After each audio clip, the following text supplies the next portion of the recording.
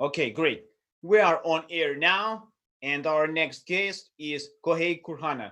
Kurhana, is your turn. If you're ready, yes, you can share a screen if you wish. And now your turn, just go ahead. Okay. Can I share the screen? Yes, for sure. Uh, I think the host is control.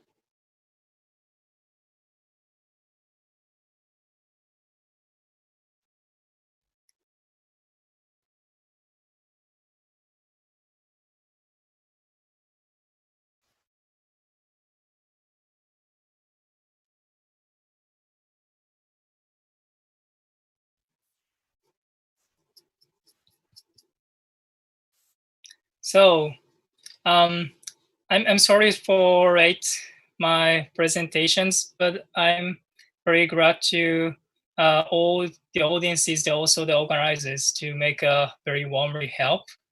So it's kind of the thing this happens on the online conference, but I'm very confident this kind of thing is a very great improvement in the futures. So today's my presentation is the new idea to get the recovers for our sustainable economy. I'm very happy to have a great conversation with you guys, all the audiences, and also this considers the great future together. My profile is several backgrounds regarding the blockchain and the public space. Also, I'm working on the blockchain identity project to develop the new solutions for enterprises, especially they can minimize their own data as much as they need it. Then they also can use their own data. So this is our solution-wise approach. They also are a part of the Government Blockchain Association. This is the nonprofit, the state based in Washington. We deployed the chapter leadership to make the communities to enhance the new technology into the public space. Today, I want to talk about the future direction, how we can make an empowerment with blockchain-based identity solutions. In the COVID-19, we are facing the very big challenging situations. According to the IMF, our annual economic growth is shrinking into the 3% in total this year. This is the very big affections for us, for all of us, the worldwide. And of course, some economy has been suspended, they stopped. This means that many people are losing their jobs, they're losing opportunity to make money. So this is a very big challenge for us. A lot of the people is needed to get back to the normal. We need to change the style of the workforce. Right now, we're doing it like the online conference, the online based, the style of the business communications. However, this is not a perfect because not all the percentage of the people is working online. Many people is working on the real business. They also the retail, the shops, where a lot of the people is catering the services, the face-to-face communications. So that's why we need to consider how we can get the normal with the new technologies. So there's some Japanese analysis shows the online communication is the one of the stressful factors, the situations. Almost 45% of the Japanese worker is in a stress, the online chat or online business because of the lack of the communications, the lack of the interactions in between a boss or colleagues, the managers to knowing each other. So this is a kind of isolations. We need to consider how we can make new things with the new technology to get the recovers. To get back to the normal, we have some problems. Actually, we don't know who is infected around you when we go back to the workforce, or there's some intervals when you commute to the office or any other places to meet the clients. to have a communication with some your colleagues or staffs. So this is a very big problem in the challenging situations. However, we are trying to collect like more informations from the individual, but the problem is this kind of the actions is succeeding to the surveillance or any mandatory actions, such as when you go to the shops, you need to take in the temperature of the cell. In this sense, there's some people's data is being stored on the public services, the public institutions. The government is controls the data. I think this is a very one of the big fearful things. Under some data protection law, this is controversial at this moment. To achieve this goal, some company is trying to develop the services such as the contact tracing. The Google, the Apple, they cooperate together. There's some voluntary project like PET, the PT is the European Academy project has started to develop the new solutions to protect the people against the coronavirus. So this kind of the things that happens, but we are in the situations how we can to make a more privacy preserve the solutions in the conditions. This is the choice and the questions for us. So we choose the privacy lost or privacy preserve. Of course, we have to take in a both, but the problem is it's very hard to take in the balances. My choice is in the privacy preserve, which is more comfortable under the data protection. Of course, our basic rights. The privacy remains has been a comment on our judgment. There's some like the rules like in Europe, there's data protection laws already. Of course, some other countries in the Americas, the states in California has started. This means that we need to change our mind, the elections towards the privacy preserving the much more better actions. So my idea to go back to the normal of the business actions is all the data is yours. So this is a very important. Also you can choose the minimize the data to give a enterprise or any third parties. These processes is like very important. Not all the centric authority is control yourself. You can control the data, has an ownership. This is very important. Once you get the credential from the health authorities, you don't have to take everything to release the third parties such as the companies or any other the physical actions. So this is the idea how we can prove that your privacy isn't protected. We have a hybrid things on identity, the featured identity and privacy protection. This is a very important. The blockchain that works to achieve them both the processes in one way, the infrastructure level. So identity is a key part of the layers to achieve an application of blockchain. The identity is will be connected to your own events. When you go to the office, you just show your identity. Also, you can share the identity to your activities around your life. This is a very important things. The privacy is a very important. In the future's identity is in like the many important topics is the security purpose or the minimize the data. I think the security is going to increase the more the cost and the security purpose. But I think the blockchain will give us the alternative actions, less and less in the data. This is the futures, the elections where we can go. Some project has been started to provide the infrastructure, such as the COVID Credential Initiative. This is a voluntary work.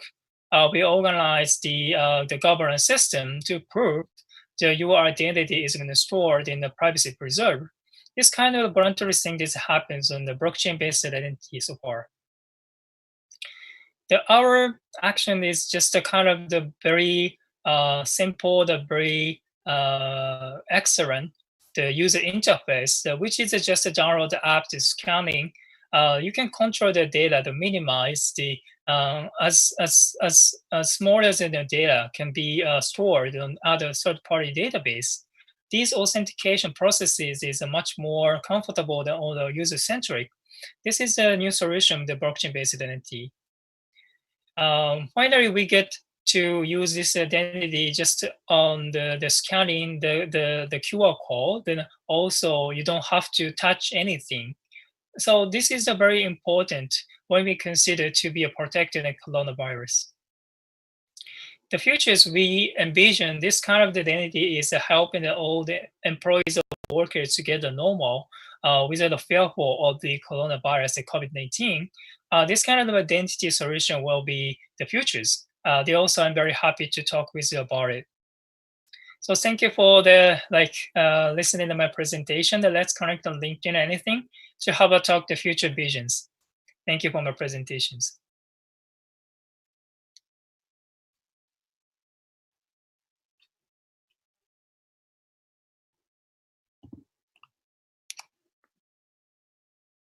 Yes, go ahead. You are finished? Yes, that's finished. Okay, good. You know, you have been making into your time. It's very good and very respect to you as well. You know, maybe some question from our side. Just let me check from our chat. Just give me sure. a couple of seconds. You know, in my understanding, I have to read the question from our audience. The GDPR is much more implemented in Europe. How it will going to be launched, or how it going to be launched in Asia, in Japan as well? Just give us some kind of description how it working there. Okay. I think in the Asian countries we have a very different data protection law. So we have to consider the customize your services within a specific proposal. The great example in Singapore, they had developed the like a blockchain, not a blockchain, but they are very privacy preserves the COVID tracing apps.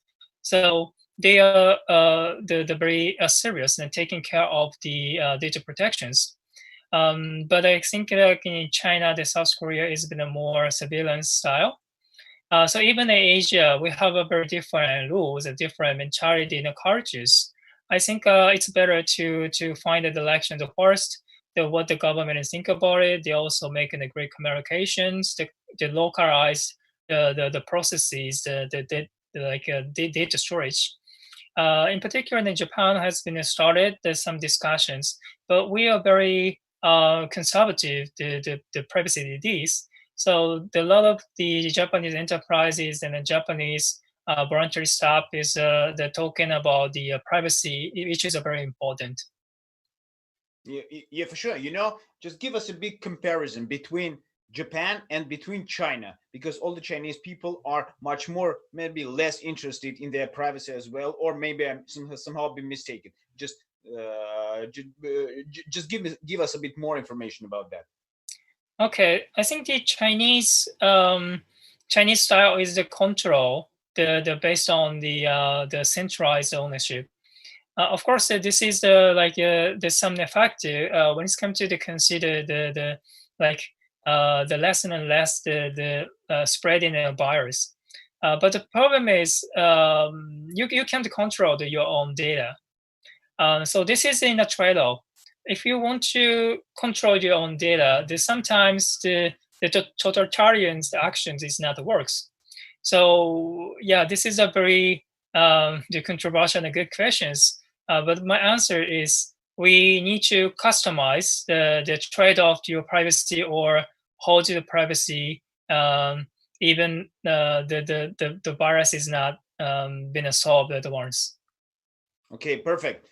You know, thanks a lot for your presentation. My pleasure to have you today on this great event. Kohei, nice to meet you. Yes, we're Thank going you. out of the air. Yes, see you later. Thank you. Okay, bye. Bye. Okay, now we off the stream. Go Okay. ahead. Thanks a lot. Yes. Thank you. Now, I'm sorry that I'm confused. Okay. Thank you for your attention. No worries. Bye. See you. Bye. See you. Okay, bye-bye.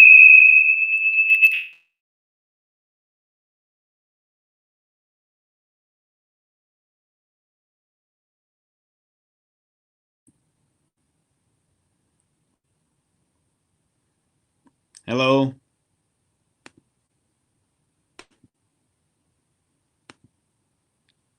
Ellie, are you here? Меня слышит кто-нибудь в этой комнате?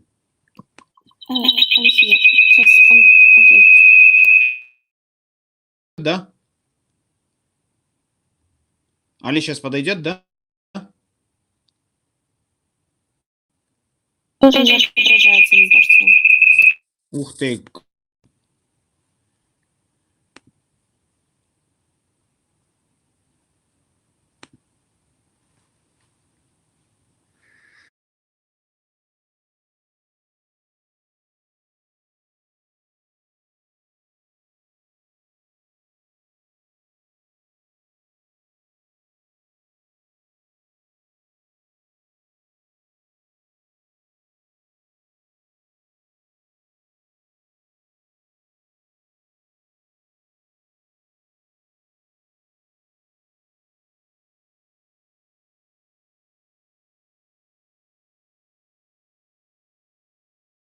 Nice to meet you here. Finally, nice to meet you here.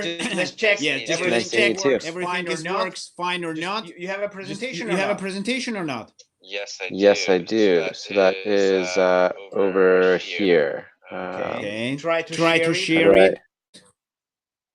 I gotta go. There we go. Give me a sec. So that should be this view. Yes, Yes, it works. Good. Can you see it in full screen? So you can see that? Yes, for sure. How blockchain is driving RO and blockchain found it. Yes, everything is Yeah, okay, perfect. Looks like good. Yes. Unshare it back. Give me a couple of seconds, and we're going to start.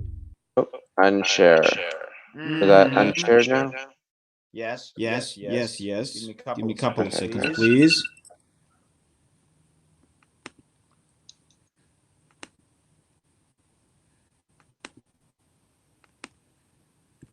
We're not on air yet.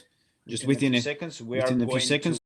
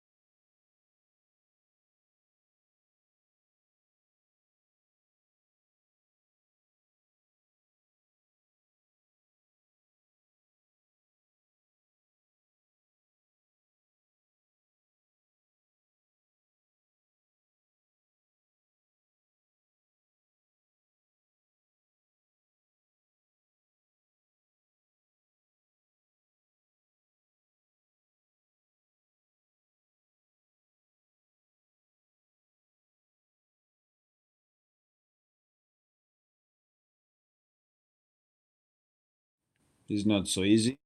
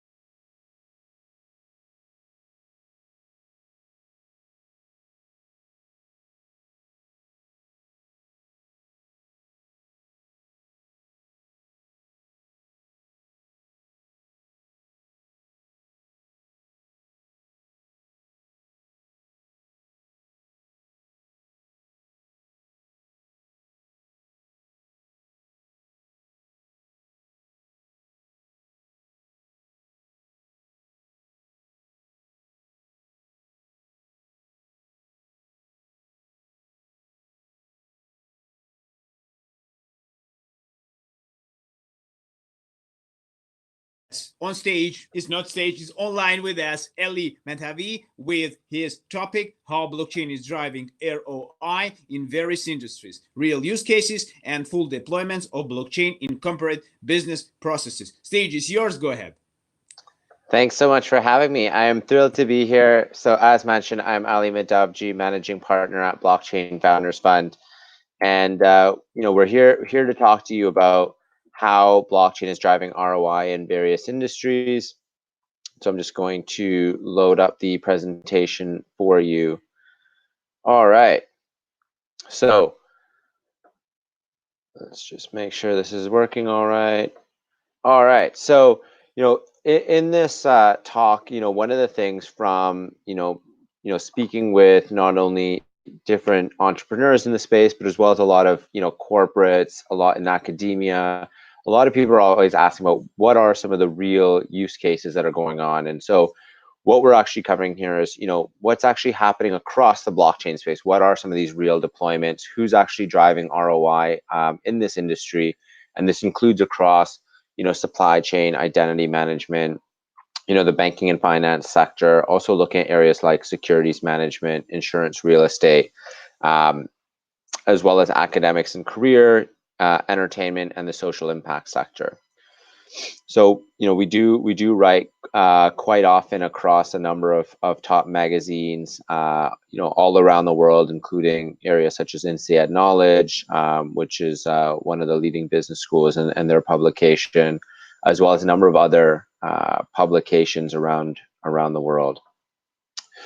Now, over here to start off, these are the blockchain technology use cases in organizations worldwide, and this is actually a survey done by Deloitte and Touche of 1,053 senior executives. And as you can see, supply chain showed up as the #1 area of blockchain according to business executives. Internet of Things and digital identity were close seconds and thirds, along with digital records. But what you do see is things that are typically perceived as very good use cases, such as voting, showing up quite low on this survey at 12%. That's primarily because voting is not used in corporates. So they are not, entities that use sort of democratic sort of structures. Therefore, voting is actually quite low, although it is a very good use case for blockchain. And we're going to start off first off with supply chain, and then dive deeper into some of the other areas. And so JD Chain.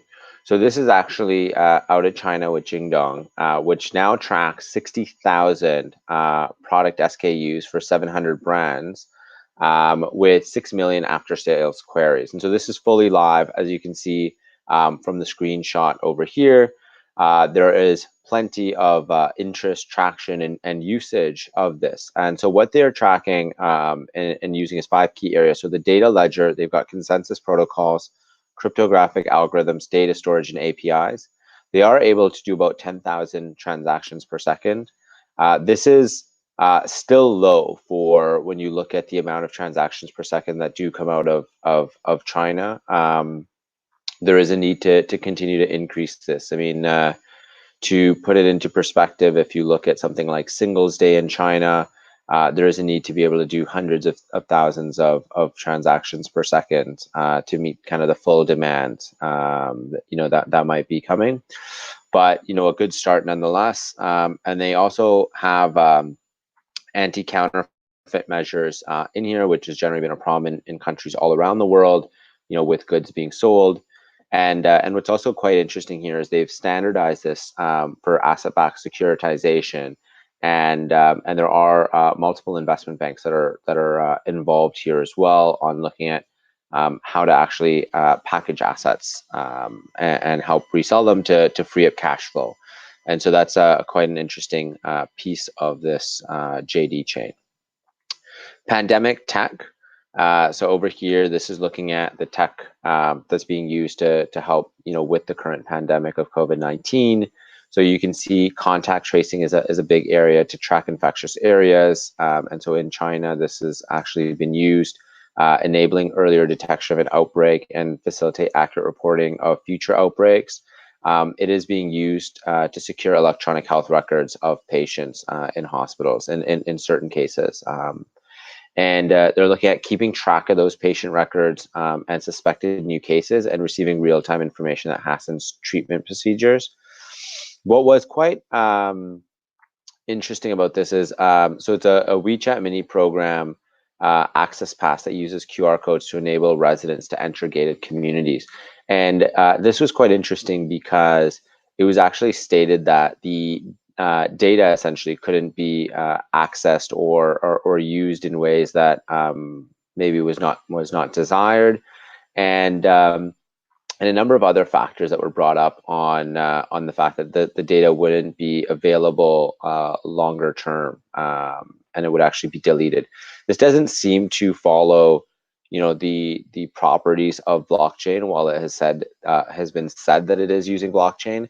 And so there are some concerns even on how blockchain is being leveraged for some of the benefits by name, but uncertain really on the full way that this essentially works, and there is very little information on it. But I find that it's an important use case to be sharing, just so that people are aware, how companies are leveraging essentially the benefits of blockchain and some of the name recognition of it, but without seemingly having all of the properties that we might think would come with a blockchain.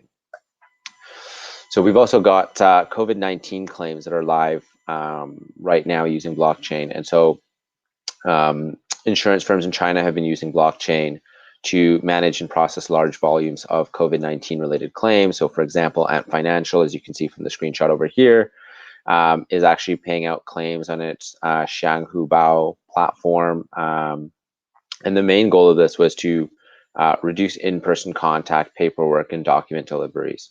And so this is something that is live over the past couple of months. Now, a personal, one that I find very fascinating is how HSBC has been leveraging blockchain. And so the FX Everywhere platform has now settled over $1.2 trillion worth of trades. And they've made about 11.6 million trades over the last about a year and a half or so, I believe. And some of the key benefits that they're finding is payments orchestration, balance sheet optimization, and singularity, as well as transparency and immutability. And so HSBC actually came out and said that the FX settlement that's happening over here has saved them about 25% versus the traditional method before they were using a blockchain. And so this is very fascinating, very important growth that we're seeing, very important savings that we're seeing that's driving ROI. And in our opinion, it's a very short period of time before the rest of the banks adopt it for these sorts of measures, given the very strong benefits that HSBC has actually been seeing. We are seeing a number of interesting things happening in the blockchain space in terms of alternate banking services and payment processing. For example, Rapids is one of the leading digital wallets across Southeast Asia and has actually formed, for example, public company partnerships with companies like Major Group, which is a public company in Thailand that manages McDonald's and Cineplex and things like that. You do have Banks Group in the UK, which has been making some pretty strong headway in terms of increasing access to credit cards to be able to save funds as well as spend funds more effectively. And then companies like FB Banking Group, which has been very effective on rolling out security tokens in Southeast Asia and other sort of banking and finance related products. And ARF, which is doing B2B settlements of remittances, and has recently been part of the Visa Innovation Program. Over here, we've got the first Ethereum security, and so a lot of people have been looking at security tokens. I would say this has been one of the most interesting recent developments, and there's a number of different ones to choose from, but this is a $40 million security raised by Fatburger, and it got rated by Morningstar, and I thought this was quite an important development for the space. And And basically, they're looking at a shorter forecast performance period, faster access to data due to increased transparency, due to using a security token, and higher visibility. And so this, I think, brings a lot of interesting visibility to the security token space with a brand like Fatburger, which is, a place that many of us, may have visited or had a delicious burger when we were allowed to go outside. But definitely something to keep watching is how the security token space develops. But this is a quite a large evolution, I think, over the last little while on that. The agricultural technology space. So in ag tech, it has been a fascinating space. This is a space that has 50% of GDP in developing regions. But what's been interesting is agricultural lending has been less than 2% of their loan portfolios. And this is something that impacts 500 million smallholder farming families or households, which is about 2.5 billion people. So quite substantial in terms of the impact and reach of agricultural production, as most people would know. And so what Agrio does, which is quite fascinating, they're based out of Brazil in South America, and they create credit profiles for traditionally underserved farming families through, risk intelligence and predictive yield algorithms. And so, for example, they use things like satellite imagery, they use geospatial mapping, soil moisture, and then they work with financial institutions to help reduce the risk of their loan portfolio, as well as increase their ability to lend to farming families or farming households by essentially eliminating the need for collateral, as future yields could be collateral today. And they've actually got pilots going with some of the largest agricultural companies in the world, and something definitely to watch on how this space evolves, and blockchain's at the heart of that. Alibaba climbs the chain, and this has been quite fascinating. So Alibaba filed for 470 blockchain patents in 2019, and recently introduced a system to track, music copycats.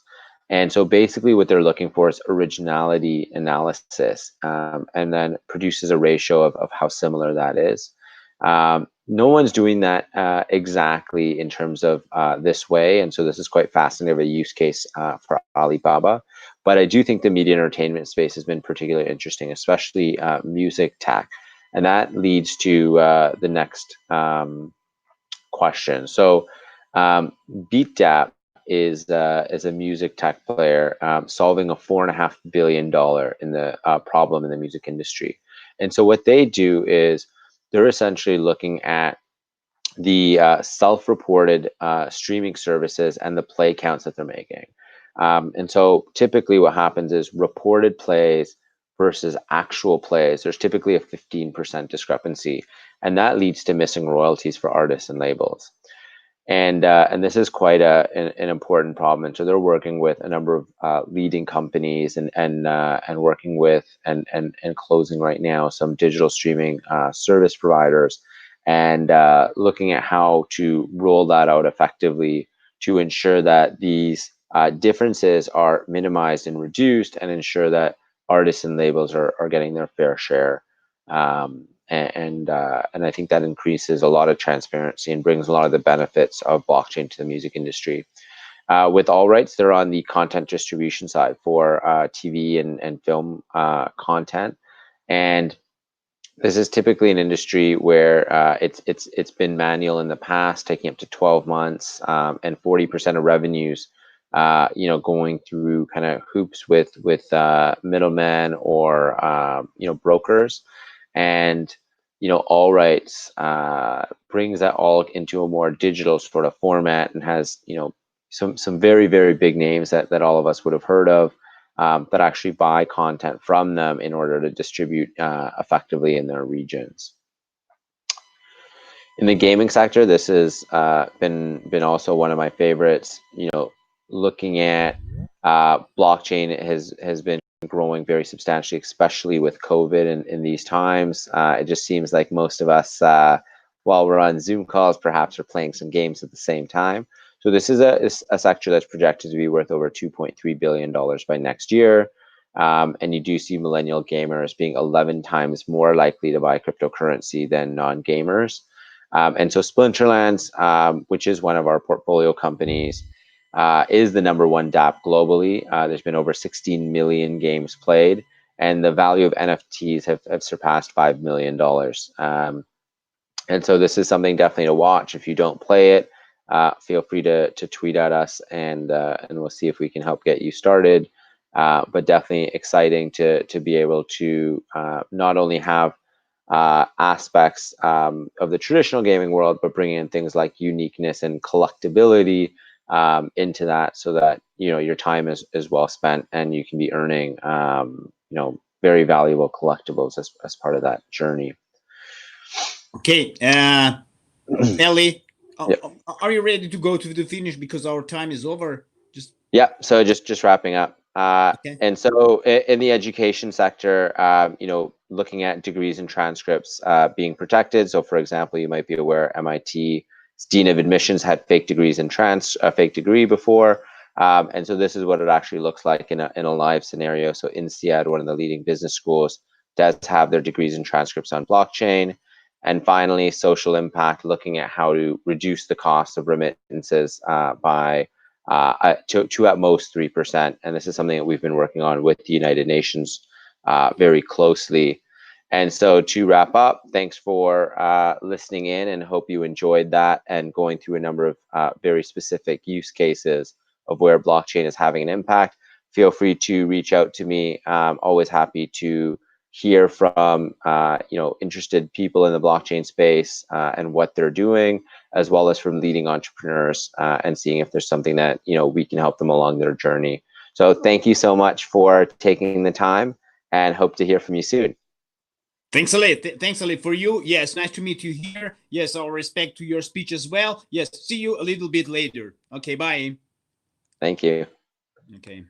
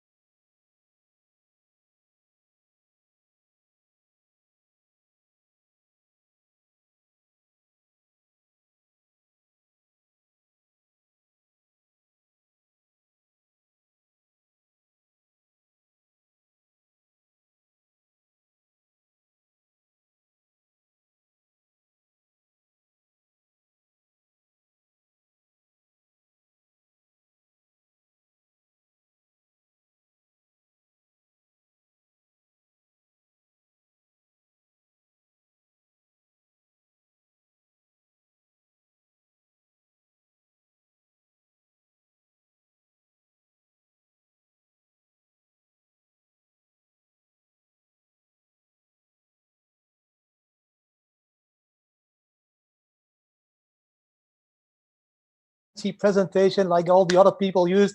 I am just a normal guy that's going to tell you a beautiful story about the true fundamentals in blockchain instead of all the technical stuff. So let's get some more energy in the house. So guys, who am I? My name is Didi Taihutu. I am a dad, I am married, I have 3 beautiful daughters. And 3 years ago, I decided to change life. Maybe you heard of this crazy fool that sold his house, sold his company, his cars, the kids' toys, his pension, everything else he had and owned, and went all in into Bitcoin. That's me. Yeah, you know, we did it in 2017, just before the bull run. So don't worry, it was a perfect timing. We went all in, Bitcoin went up, and we are still evangelizing this beautiful thing and this beautiful evolution of technology 24/7 as a family. I'm going to talk to you guys about these 3 years that we have experienced now in all in life. No bank accounts, like only solely cryptocurrency. How is this possible? Is this possible? And all these things is what I'm going to talk to you guys about today. First, why did we want to change life? I think this is the most important question, because many people should be asking the same question now that they are locked down in their house, apartment, or in their city, guys. You got locked down. Why? Because you are robbed of your freedom. And this is the story of my life. I was robbed of my freedom because I became a workaholic. During my young age, I lost my mother in a very young age when she was 48 years old. And I couldn't face those emotions. So I became this workaholic, build up the first company, second company, third company, never be at home, never see your kids, never see your wife, just work, work, work. Why? Because I was taught that the goal in life is accumulating wealth. So I was totally wrong, because in 2014, in December, my father called me to tell me he was diagnosed with cancer. He had 1 more year to live, and that I couldn't save with all the dollars and euros I had. So at that point, I decided to hire a manager for my companies and spend 2015 with my father. And that is what I did. In 2016, January, he sadly died as well. So I was officially an orphan with a lot of money, but no happiness. So that made me decide to change life. I told my wife, I'm going to travel with you guys for a few months to get a reset, because I had a huge burnout. And that is where it started. I started to travel again. And during these travels, I discovered the true happiness of life. It wasn't my house. It wasn't my Jeep Cherokee. It wasn't all that stuff that I accumulated, because that was all short-term happiness. I needed to change now. I experienced that I needed to change now, because I need to invest in my children and lead by example. Show my kids how they could live and how they could be happy without all these luxury goods. So that is the first step we took. We started to travel for 3 months. Those 3 months became 7 months. And during these travels, my friend called me from Holland and he said, Didi, do you still have your Bitcoins and Dogecoins? Because I started mining those in 2013. I still had a few, and they started to explode. And then, of course, at that point, I was feeling this energy again. This is going to disrupt the monetary system. This is the reason why I got into Bitcoin.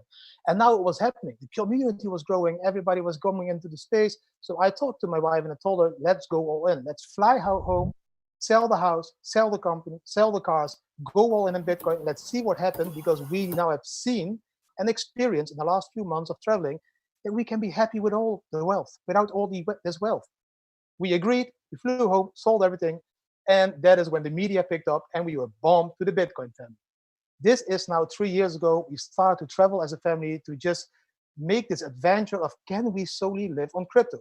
And this is what I'm going to tell you now. What did I discover, guys? I discovered that it's completely possible to live on crypto. It's not always easy, but there are a few cities in this world where it's like simple. It's easy peasy. I'm talking, for example, about Rovereto, a beautiful city, historical city in the northern of Italy. More than 60 stores accept direct payments of Bitcoin. I can pay my taxes, my driving license, I can pay my groceries, the toys for the kids. I buy a car, a motor, all this stuff directly with Bitcoin. The second city in the world where the mass adoption is really increasing fast is Ljubljana in Slovenia. There's a city called Bitcoin City. 100% of my needs and my family needs I was able to pay everything directly with Bitcoin, directly in a split of a second. You can check our YouTube videos we made about this, because you can see how we paid, how it took like a few seconds, and you can see that it's fully possible in these two cities. In other cities in the world, it's a little bit more difficult, but still possible. You can pay directly with Bitcoins here in Koh Phangan in Thailand at the moment. There is a bar owned by this Russian couple. They accept Bitcoin, Dash, Litecoin, Verge. I can buy my beer, my food, everything here. And if I can't do it in this way, I just buy coupons online. You know, you can buy a lot of coupons online. You can buy all the services online. You can book your flights online, hotels online, you can apartments online, and all pay them directly with Bitcoin. We use Excel for this one. So this is a website where you can pay all these travel things with Bitcoin, and it just works as simple as booking.com. And this is perfect. So traveling is covered, food and drinks are covered. So almost all things in my life are covered. Or it is by direct payments, or it is by using coupons, or you can buy. I think it's called, the store is called, oh, what was it called again? It's an online store. It's called Bitrefill. Yeah, Bitrefill. That one I wanted to mention as well, because it's a great tool for adoption. If you buy coupons at Bitrefill, you can pay Google, you can pay Amazon, you can pay 7-Eleven, Starbucks, Nike, Zalando, Burger King, MediaMarkt, eBay. I can pay IKEA. So yes, a full life in Bitcoin is already possible. Do you want to live this life? This is the question. And what is an all in life? An all in life for me is using everything except the traditional banking system. Because for me, Bitcoin and blockchain are a revolution of the monetary system. That is how it started. And that is what I want to talk about with people on stage and everything. Because slowly, we as a community are slowly growing from this true revolutionary community that wants to disrupt the monetary system into a community that's only about accumulating wealth. And this, I think, is not the correct thing, the correct way we are evolving. So that's why I'm so passionate about speaking about these things, because I just want to show, like I showed my kids by leading by example, I am showing the community now by leading by example, that this all in life is completely possible. And the steps you need to take. I'm sorry, I have to interrupt you a little bit. Just come to end because our time is over. Give me 2 more minutes. Yeah. The steps you need to take, guys. The steps you need to take is you need to minimize your monthly cost. You need to maximize your ability to have freedom. So this means freedom in movement, because if you don't have monthly costs and you can hodl your Bitcoins in, for example, Thailand, Indonesia, or any other cheap country where you can live in a cheap way, it's easy to hodl. You just dollar cost average your trading strategy in Bitcoin. And at the end, guys, you just spend time to be happy. And my saying is always, you need to zoom out in crypto, look at the big perspective, and zoom in life. Enjoy every single minute of the day, because that's what counts, guys. And at the same time, you can support crypto to the fullest, like we as a family are doing, the Bitcoin family. So that's all. I need to stop because we are behind on schedule.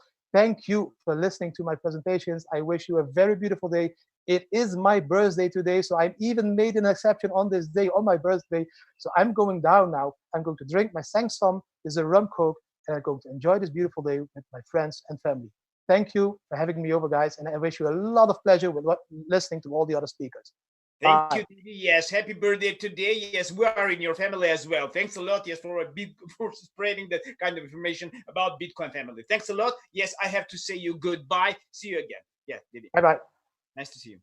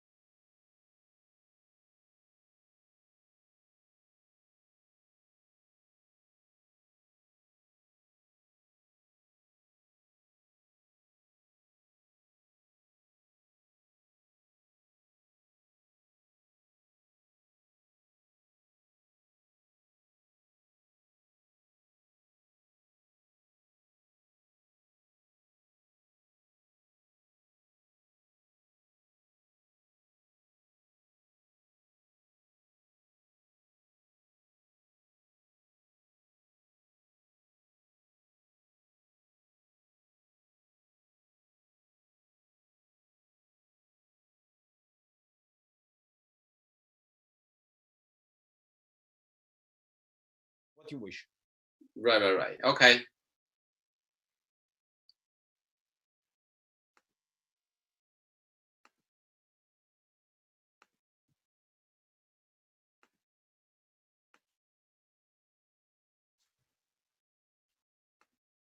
Before starting, just please don't unshare your screen. Just be online. I will introduce you and then go to share it. It works. Okay. Okay, yes, perfect. Now, finally, we are online. We are on YouTube as well. Okay. Guys, please welcome Richard Wang. He is managing partner at Draper Dragon Fund. And now his speech is about how VC, how venture funds help to build blockchain infrastructure. Yes, here are you. The stage is yours. Go ahead, Richard. Okay. Thank you, Sergey. So sorry about everybody. So I got some connection earlier. So finally I got on here. Okay. I do have some slide to share you guys. So let me do it now. Okay. So yep. Here it is. So I think this is better, right? So I'd like to show you how the venture capital can help out to build up the blockchain infrastructure. But maybe you guys feel strange, right? Because of what the venture capital do is only investment, but it's not necessarily true because we need to help out the ecosystem. So if you are aware that some venture capital actually invest the whole ecosystem, whole the food chain, from very beginning all the way to maybe the secondary market. So the reason we do so is that for some portion that we do the strategic investment and trying to help out us to have maybe better the deal sourcing, maybe better value added to the company that we are investing, and later on we are expecting they have a much higher return. So well, it's not just invest in money or invest capital. So that's what I try to say. Okay, so I give a very short introduction about ourselves. We have several funds. One fund we call is Draper Dragon Digital Assets Fund. Okay, so I think it's easier to understand that this fund actually is more focused on blockchain, right? So follow the instruction and also the guideline from our big boss, Tim Draper. That actually we invested this area for about 4 or 5 years already. So so those are our parts of our portfolios, including a lot of public chain, including some media, including some rating company like Token Insight, and including some apps, also wallet and also exchange. But here is only list parts of our portfolios. So when we say the infrastructure, we normally think about, yes, it's a public chain, right? And we think about it's a ledger, right? Some kind of software, enterprise software, it's distributed ledgers. And some kind of filing, storage, and maybe sometimes people talking about staking as well, right? Because this all the things is trying to help out the so-called infrastructure, right? So this is about the blockchain itself.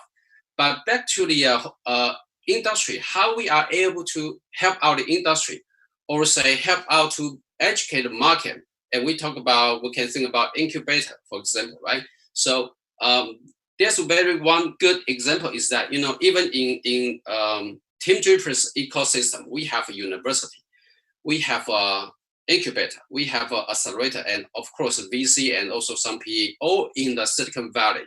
Okay, and in China, Draper Dragon, actually we are more focused on China market. So I will show something more about how we do this in China. Okay, so yes, we're trying to work with some local government, trying to build a small incubators, help out the startups.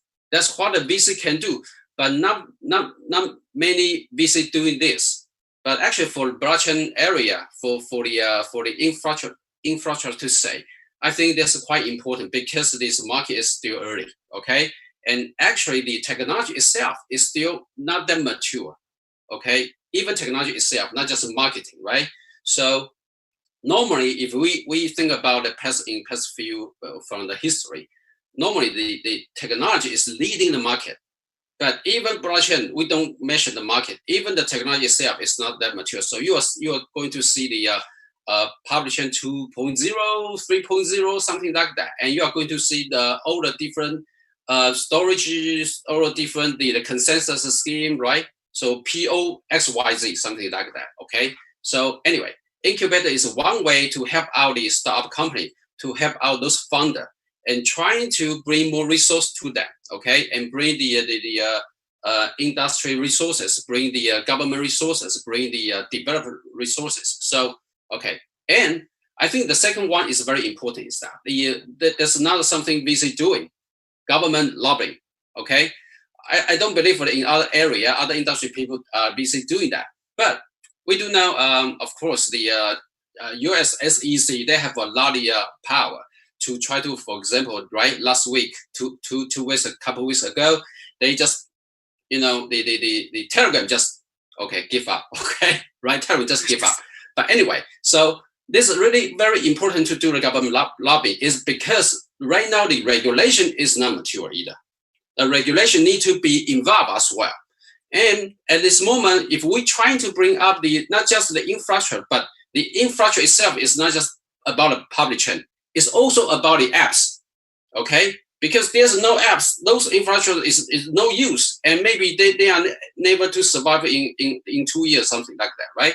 So we have to talk to the government, even educate them, give them some kind of training, and tell them what is the technology trend, what is this going to transform finance, transform the public service, transform all the economies, right? So do so. And this is not something VC did before, but mention again, how can help, right? Because in the blockchain, there's something we can do to help out building, okay, help out the regulation and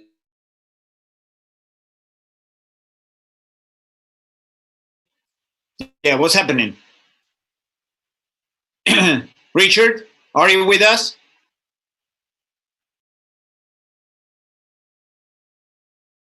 Yeah, just for a couple of seconds reconnected. Now Richard's come back to us. We see him. Yes, Richard, you're back. Just turn on your mic. Everything is going well.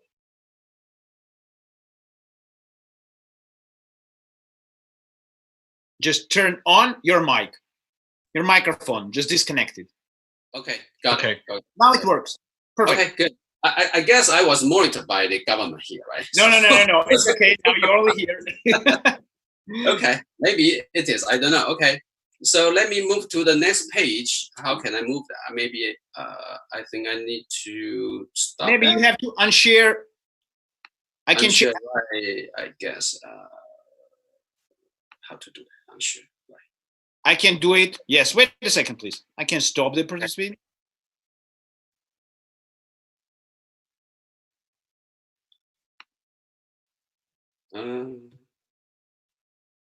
Oh, that's what's shared by you now, so I can do nothing.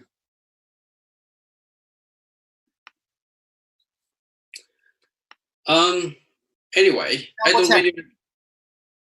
That's fine. I guess I can continue. Okay, I see. Okay, just give me a couple seconds. So yes. Yeah, so by doing so, actually, we also invest in the media, right? We do we have a rating company, and let me see, and right, we help to the developers, and not by say so. Actually, we also trying to bring the business for the public chain company. We even try to bring the business to them. For example, we talk to the public company and talk to discuss with them what kind of enterprise solution they may need, right? And so to do so, we are able to help out those public company. And also, we talk to the government and try to bring some business from government, because now government got a budget and they have a lot of use case from the public service. So that's how we can help them. And I guess the last point I want to say is that China now just developed a so-called BSN, right? We call a blockchain. I'm sorry, Richard. Just try to turn off one of the speech, because we hear you twice. Oh, Okay. Yeah. So Just how can turn only Zoom on. Everything you can close. Now you're able to share your screen as well. Oh, okay. Yeah. Oh, Don't worry. Come back now. Wow, it's really Yeah, perfect. okay. It's working. Yeah. Right. This what I just mentioned, right? About, and we also have our do the hackathon, something like that. All the thing is what we venture capital can do to help out all the infrastructure. Okay. So I guess the final point I want to talk about the BSN. Okay. Now China is building the so-called blockchain-based surface network. This was actually start by China Unicom, China Information Center, and also China Mobile. So this kind of infrastructure is try to help out the China developer, not just China, sorry, global developer, help them to develop the apps. So this infrastructure is going to provide lower cost, higher speed, and tons of nodes and also storage filing to help out those apps developers. So those developers just simply learn some kind of language so they can deploy the apps. And these things is going to help out the infrastructure, help out the ecosystem. And what we can do as a venture capital, we bring all those public chain company to them because this kind of network, this kind of platform is going to support all the different platform. So we say cross platform, right? So I think there are a lot of things we can do as a venture capital to help out this. So I just shared whatever that we have done for the things we are doing. Okay. So also not just the BSN.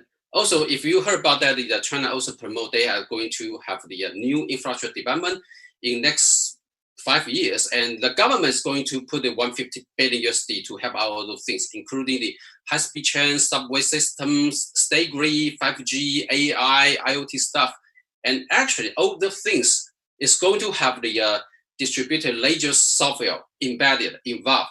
So this kind of develop the physical infrastructure things is also help out the blockchain infrastructure, the developers as well.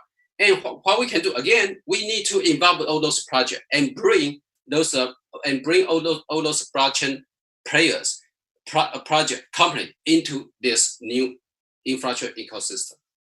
Okay, so I guess that's what I will share this time. Okay, perfect. I see your time is over as well. Yeah, and our panelists are ready to move forward on our event. Yes. Richard, thanks you a lot. Yes. No problem. Sorry about the trouble, the connection. Everything is good. Everything is the best. Now we are going to our next panel. We are going to our panelists. Richard, we have to say you goodbye. Nice to meet you here. Okay. Yes. See you again. Thank you. Bye.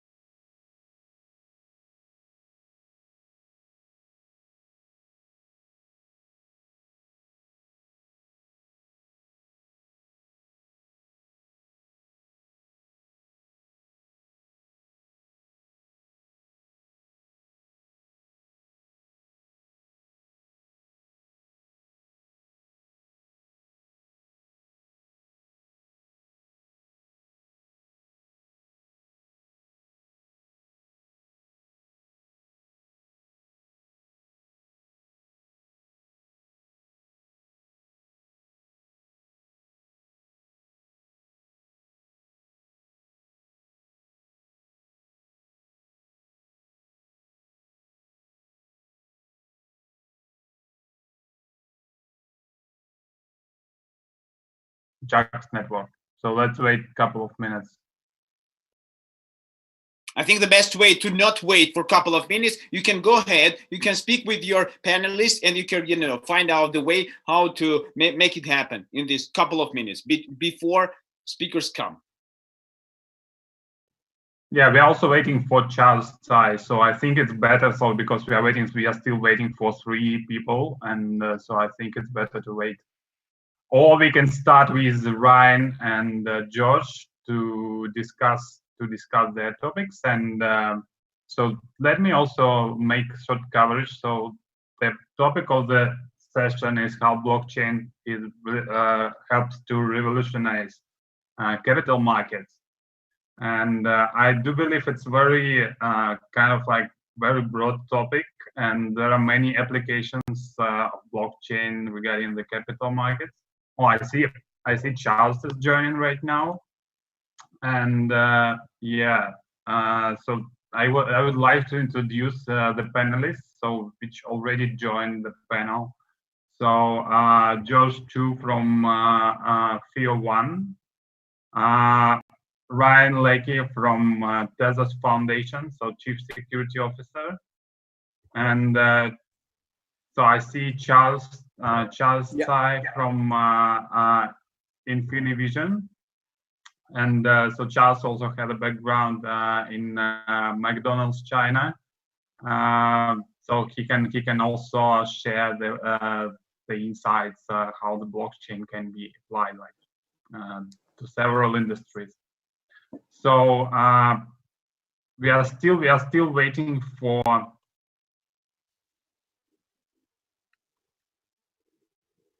Wynand and for Joshua. Let me share the. Oh, I just got the message from Joshua that he cannot join because of the connection is weak in his countryside, so he loses the Wi-Fi. Charles, Thomas, please turn on your cameras. We are on air now. That's why it'll be great to see your faces.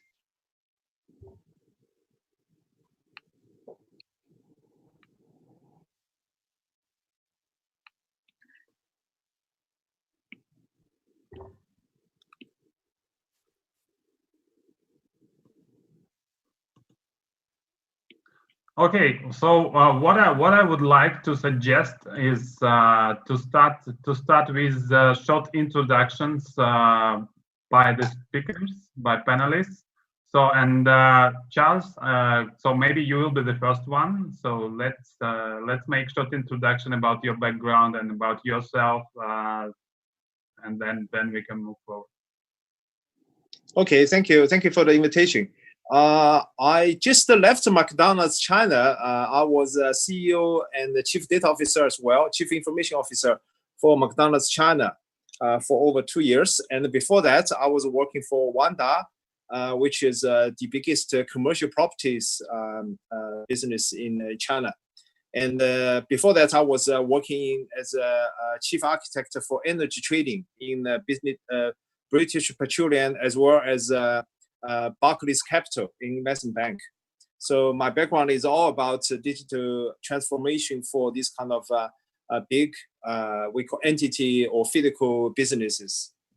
So my particular interest is about big data and modern distributed computing and IoT, as well as a blockchain, of course.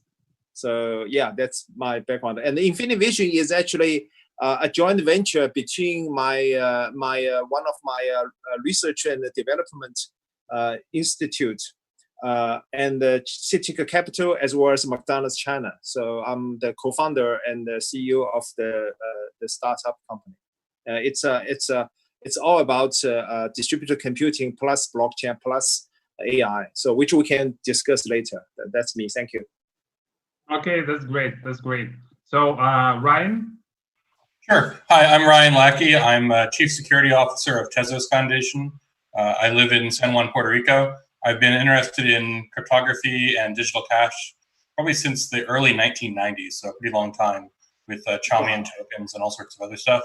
And you have to see a lot of these things. We tried in the 90s, early 2000s. Not a whole lot of traction trying to get central banks to deploy the technology first, and just sort of seeing how hard it was to build these things before everybody had a secure laptop or a phone that they carried with them at all time and get people to actually use it. And it's amazing to see how every year now there's probably more progress than has happened over the previous 20 years. So it's very exciting. And one of the things I've been working on for the last couple of years has been capital markets use of digital blockchain technology at Tezos. Okay, perfect, great. So George.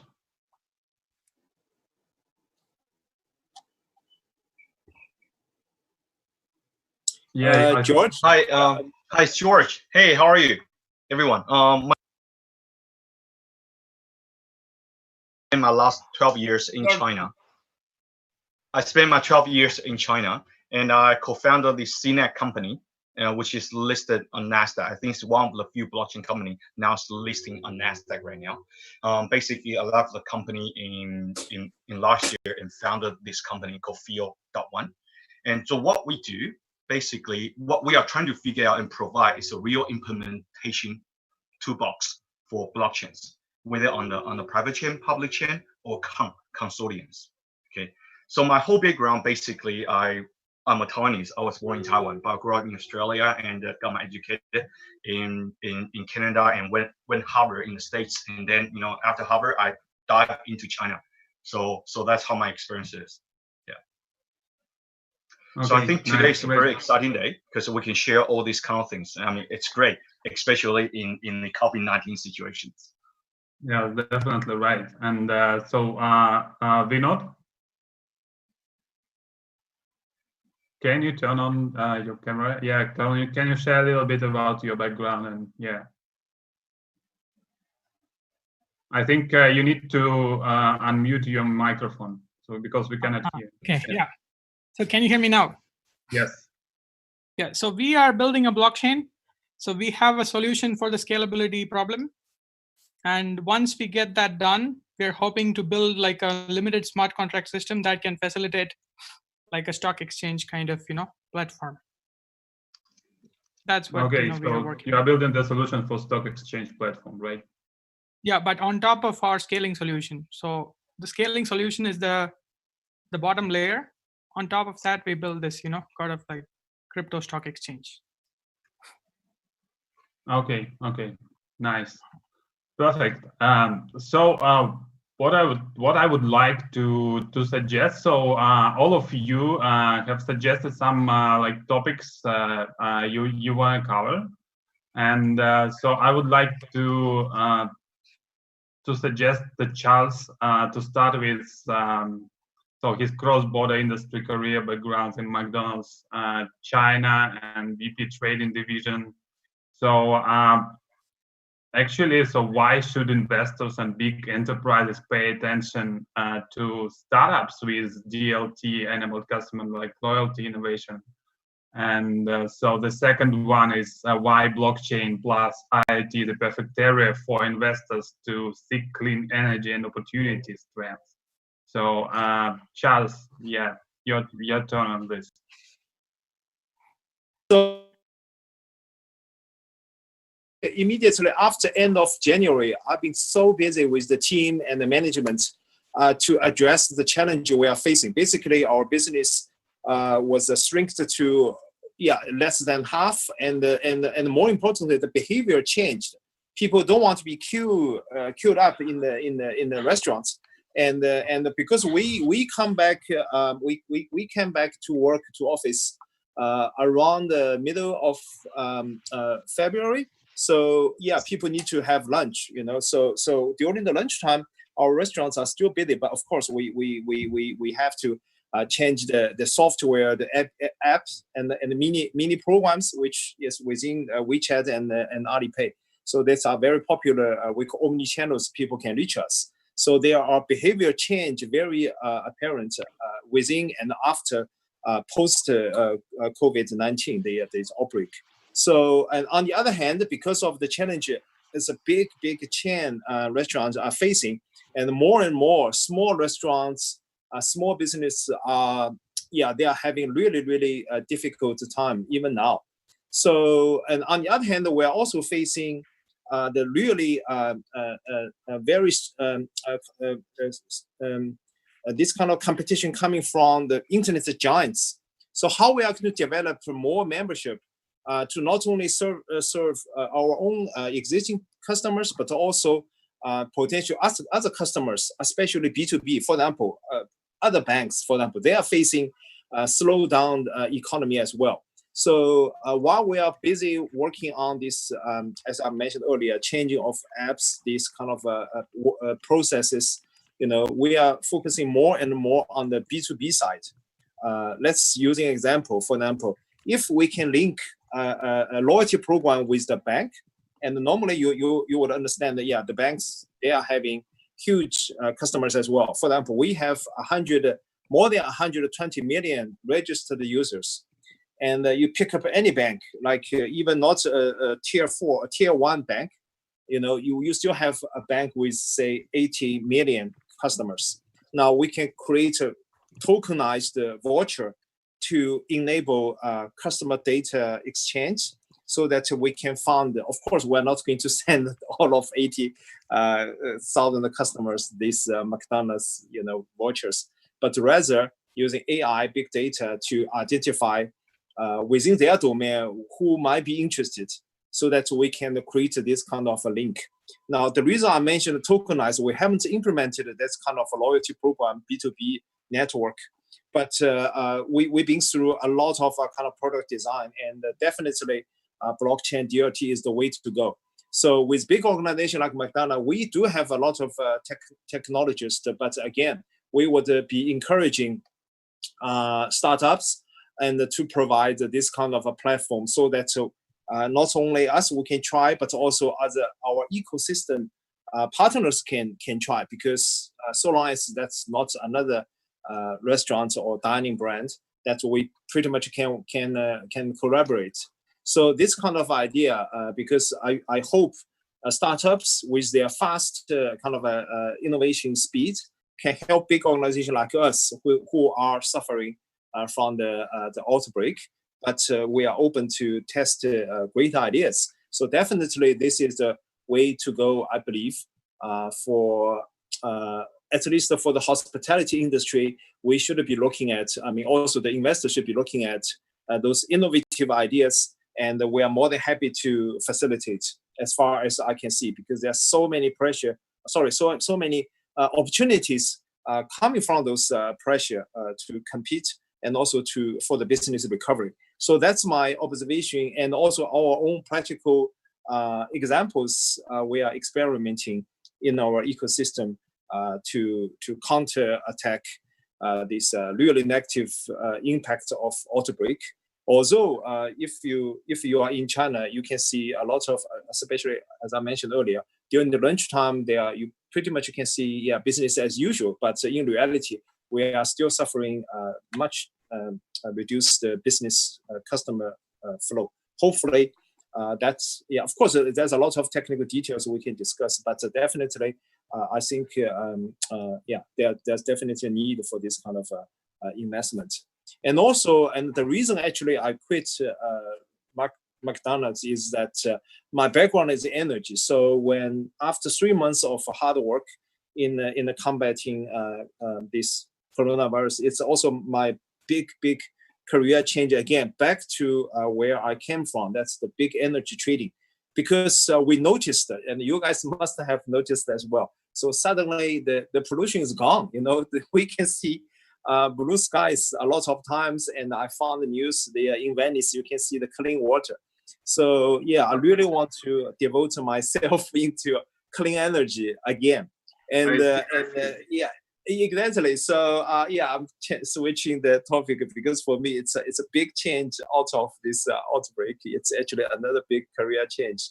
So I'm about to go back to energy trading area, but focusing more on the physical. And it's a massive. There's a huge demand for. Because we actually have just 10 minutes left, so maybe like a little bit more. So I would like to ask George regarding the real implementation of financial application like on blockchain using DLT and why it is working now. So can you share your view on this? So like real financial application. Okay. Hello guys, can you guys hear me? Good? Yes. Okay, good. I might just continue what Charles just mentioned. Because in this process of going through the COVID-19, I think we do face two issues. First of all, the offline business are really going down, okay? And the online business are really coming up faster. And also, in the past years, okay, when people talk about trading the luxury products or doing anything that need a heavy trust stuff, it's not happening. But I think with the COVID process, people see the opportunities. People need a transparency, full transparency of everything, particularly for the medical informations, particularly for the real estate. I mean, the luxury, like diamond, everything. So what happened is, I think for the past 6 months, I see a tremendous growth or need, especially for the business like mine, the field.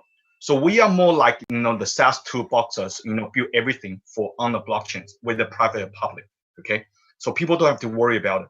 And so in this process, we have seen 4 cases I'm going to give you guys very quickly about what we have done. First of all, I think everyone knows Taiwan being one of the safest place in COVID-19 situation, okay? And our team did a great job that we did the mask 1.0 system for the Taiwan government, okay? The mask 1.0 distribution system. And we did this whole system amazingly, use the field infrastructure with blockchains. We did everything, connect all the 3 to 4 different government entities in less than about 3 to 4 hours. Done. Okay, why we can do that when another system integrator company come into to do that and need about a week to complete everything because of the blockchain, because of the transparency, immutable data. So it reduces the time for data verifications. And that's the beauty of that one. And then moving into the second cases, which is the a chicken company, okay, that's very related to McDonald's. It's called Dachshund Food Asia, which has been a supplier to McDonald's in China, okay? So Dachshund Food Asia, what we're doing with them refers to Charles said, we see the opportunity of combining the blockchain, IoT, and the NFCs, okay? So for every chicken process or the chicken who produce eggs, we call the egg chicken, that, the NFC is implemented. They use the IoT to monitor, and this IoT information without any human intervention directly going to blockchains for the risk and flow management. In that cases, they are looking for reduction of waste or any bacteria infections by 1%. And for the company, for the agricultural company, that it has a profit margin like about 2 to 3%. If there's a 1% decrease, it's a huge profits already, okay? And the third cases that we did is on esport cases, okay? So there is a esport team that's owned by the Jay Chou, which is a superstar in Asia, and also the other guy called Jeremy Lin, the ex-NBA player, which is the Lin Sanity, okay? So what we did with them together, they used our toolboxes to create a liquidity of IP sales in a very trustworthy ways. Okay, so they can break their IPs into small pieces. For example, for the IP right, you print on your cell phone, print on your T-shirt, put on your mug, and you are able to track all the sales. It doesn't matter where it goes. Okay, and the fourth one is most related to capital market. It's the project we are doing with the largest crypto exchanges in Taiwan called B2 Pro. This exchange is one of the very exciting exchanges, not only focus on cryptocurrencies, but they focus on the real implementation. And this project that we combine with a trade van. Trade van is a semi-government entities. They processing the whole custom reporting for Taiwan. And every year, this entity, they processing about 500 billion USD import and export. And right now, we have about 40,000 businesses registered on this supply chain financing system, with about producing, look at about 6 billion electronic receipts on the blockchains. And the reason we implement blockchains, once again, go to the fundamental things. Or think on verifications, trust, transparencies. And then we connect it to all the major e-commerce platforms. So small, medium businesses, they are able to do the financing on a very full, transparent way without any marking funny businesses on the data.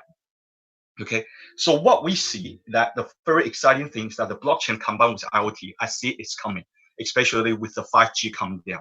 It's going to be very exciting in the next 2 years. And the second thing is that, like Charles said, the DOT technologies that we implemented combined with public chain technologies for the supply chains, that's going to be very exciting. So that is why I think the capital market is going to experience a huge changes and transitions after these COVID-19 situations.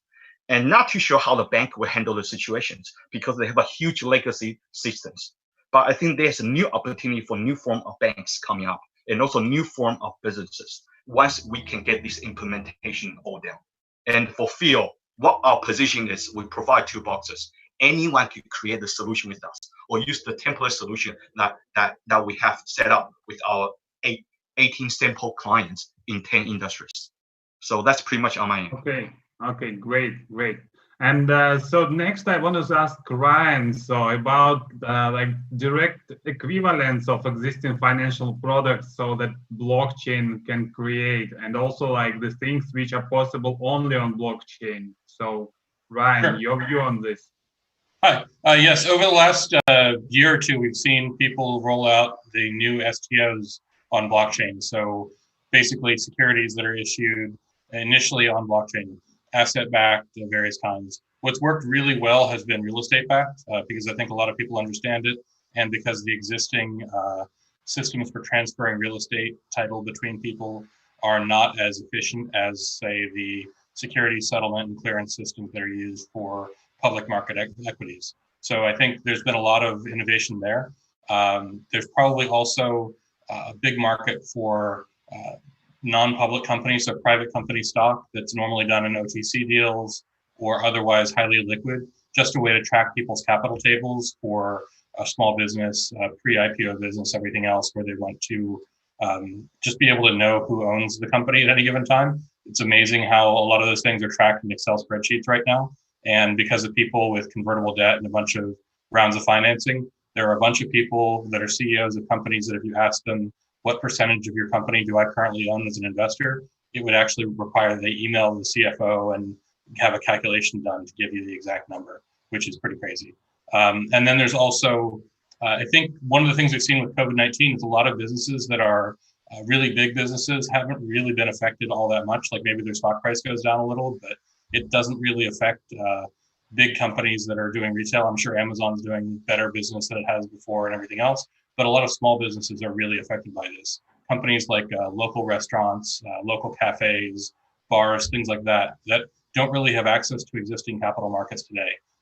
Their access to capital markets is they go to a local bank or they go to friends and families of the founders and things like that to try to raise very small amounts of financing. And there's a lot of difficulty with doing an equity investment in a business that's a small business without knowing the principles really well. Because it's so hard to do accounting, it's so hard to track your investment, everything else. So I think blockchain technology is going to allow new forms of financing for small businesses. In the US, we saw the Groupon, which was the sort of like the group buying startup, where you think about it as a consumer, what it is, it's a way to buy a gift certificate as a discount up front. But as a retail business, what it actually was a way to finance your business in advance. You'd be able to sell a bunch of your yoga classes or whatever else at a big discount up front, but you get a check within 30 days that would let you operate the business. And then over the next 2 years, those might be redeemed. I think we might see things like that moved onto the blockchain. So gift certificates, other forms of customer financing for future business, and maybe third parties that are offering receivables financing and other sort of structured non-equity financing instruments like that might be tradable. And we might see some very more sophisticated things that are either done as a one-off for a given business. So maybe you have a business that has a very strong piece of IP, and you might be able to raise money collateralized against that IP. So every copy of this product that you produce, you then pay $1 to the holders of a token or something like that. And there's a lot of innovations possible just because the transaction costs are lower and the ability to do sort of custom small issues is a lot smaller. I think to do an IPO for a company on a public equities market, probably roughly the same cost, independent of how much in terms of difficulty and time and everything else, largely independent of the size of the issue. So no one's going to IPO their local like cafe, but on blockchain systems, it's a lot easier to tailor that for the individual size of business.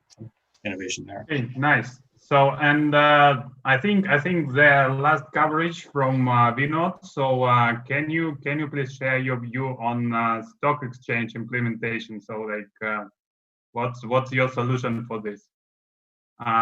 Yeah, please unmute your microphone because we cannot hear you. Sorry. I keep doing that. Yeah. First off, we weren't supposed to be on this call, but I think pretty much Ryan covered all the possible things that could be done. So we are working on now Ryan's thing, Ryan's vision of how blockchain could facilitate the evolution of capital markets has 3 problems. One is the scalability problem. The second is, people don't use cryptocurrency on a large scale. So there's the mass adoption problem. And the third thing is security. So we are working towards fixing the scalability problem, because smart contracts, assuming they're secure, pretty much do everything that Ryan wants to do. All we need is a scalable system, which is mass adoptable, so that everybody can facilitate these kind of like rapid, equity swaps and, crowd financing and stuff. So that's what we are working on. And if you'd like to know more, you could check out our mission. It's too much to go through this call. Okay, that's nice. So we are actually finishing our panel at this moment. So thank you very much all for participating and for sharing your views. It's really valuable, I think, and we will share the live streaming and so the recording on YouTube that people can actually see this. So thank you very much, and sorry for some technical issues. Thank you. Thank you. Thank you. Thank you, everyone. Thank you. Okay. Thank you. Bye for now. Bye for now.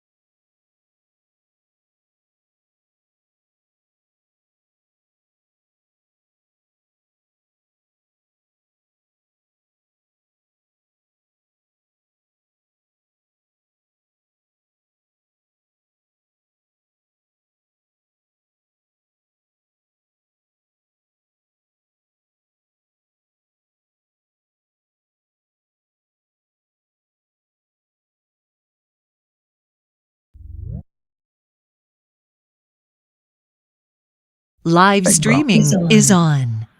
Okay, live stream is not on yet. Just give me a couple of seconds. Is it not on yet?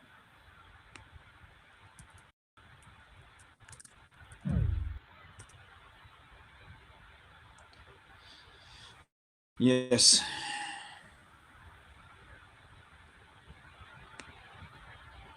Yes, now I'm going to YouTube.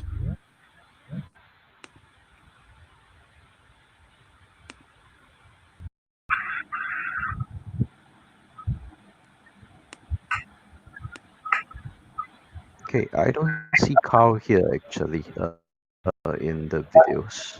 I'm here. Oh, okay, cool. Mm-hmm. You can hear me, yeah? Yep, can hear you. Just Yes, not see yes. you. Can you give me a couple of seconds, please? It's not working so fast. I'm sorry.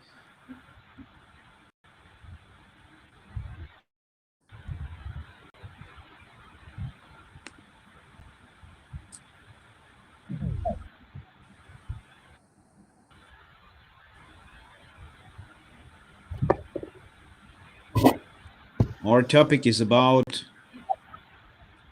Wow, nice to meet you, Kylie. What's happening? Yeah, you're also on the green screen. Yeah, but we can't do virtual background, huh? Yes, here is unfortunately not. That's why yes, I'm as well as you also on the green screen. Okay.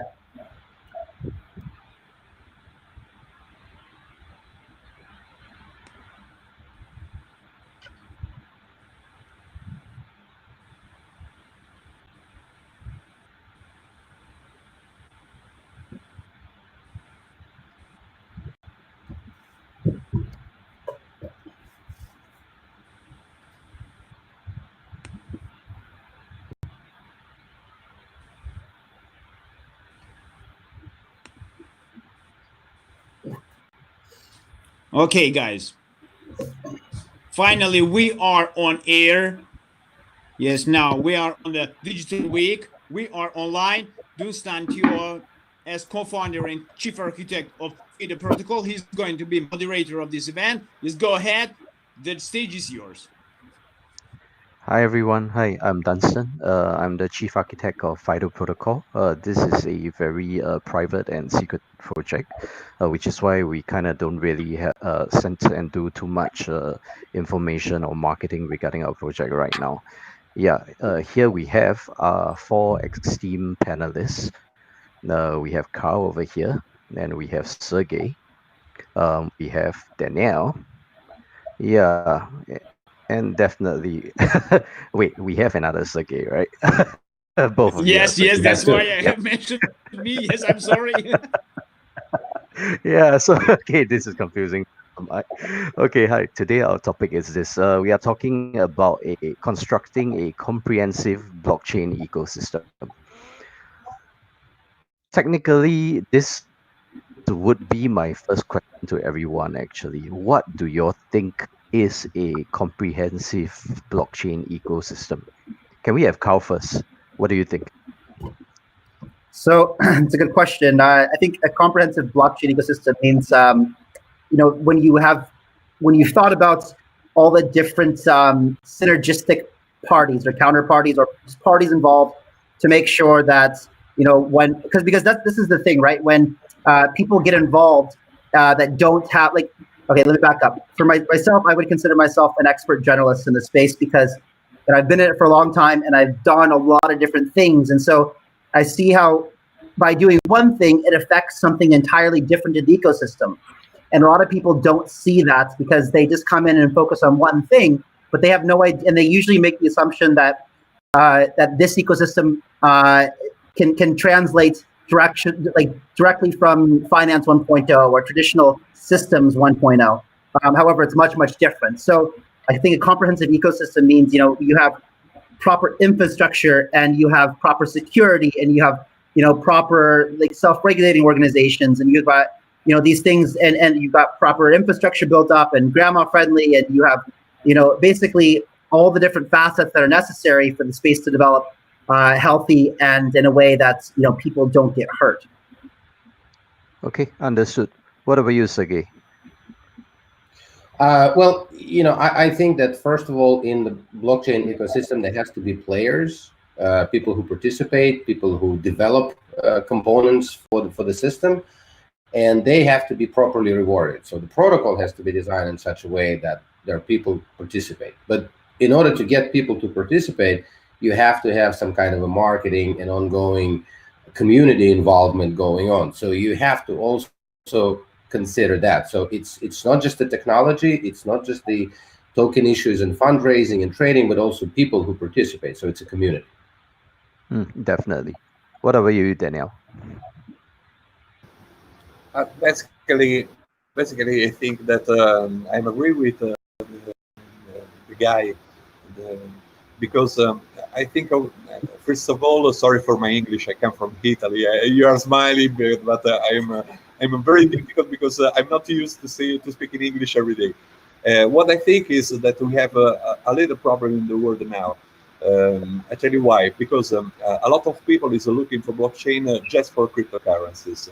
And I think that we need to make a big action to inform people that blockchain is not just cryptocurrencies, but for this it's important to build a comprehensive blockchain system, ecosystem where people can see the real potential of blockchain for safety, security, based on the centralized system.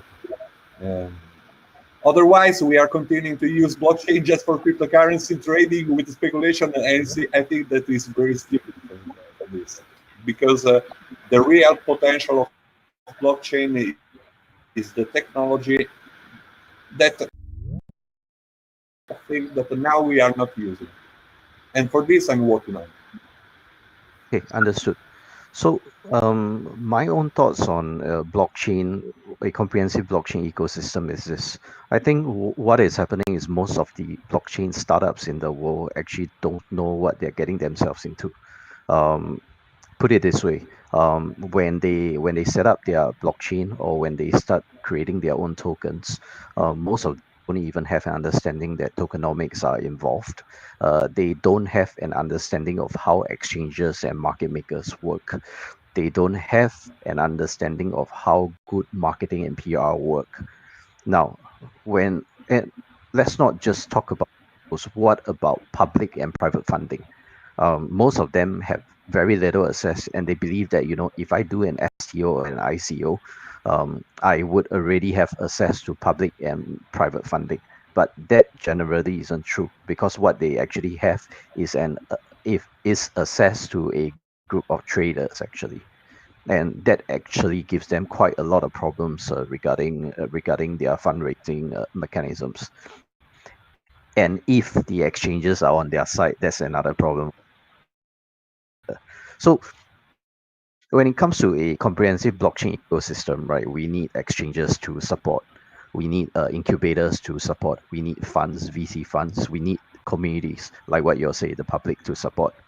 We need mentors in the space to support, but you know, mentors in the space is extremely difficult to find. Either they are elusive, or the ones are actually very public about it are not generally mentors. They are good marketers. Yeah, so this is just some general thoughts that I have regarding that. Yeah, so maybe I'd like to go along to this part of the questions. I would be a bit more sensitive regarding the questions to ask yours. So I'm gonna go to Sergey first.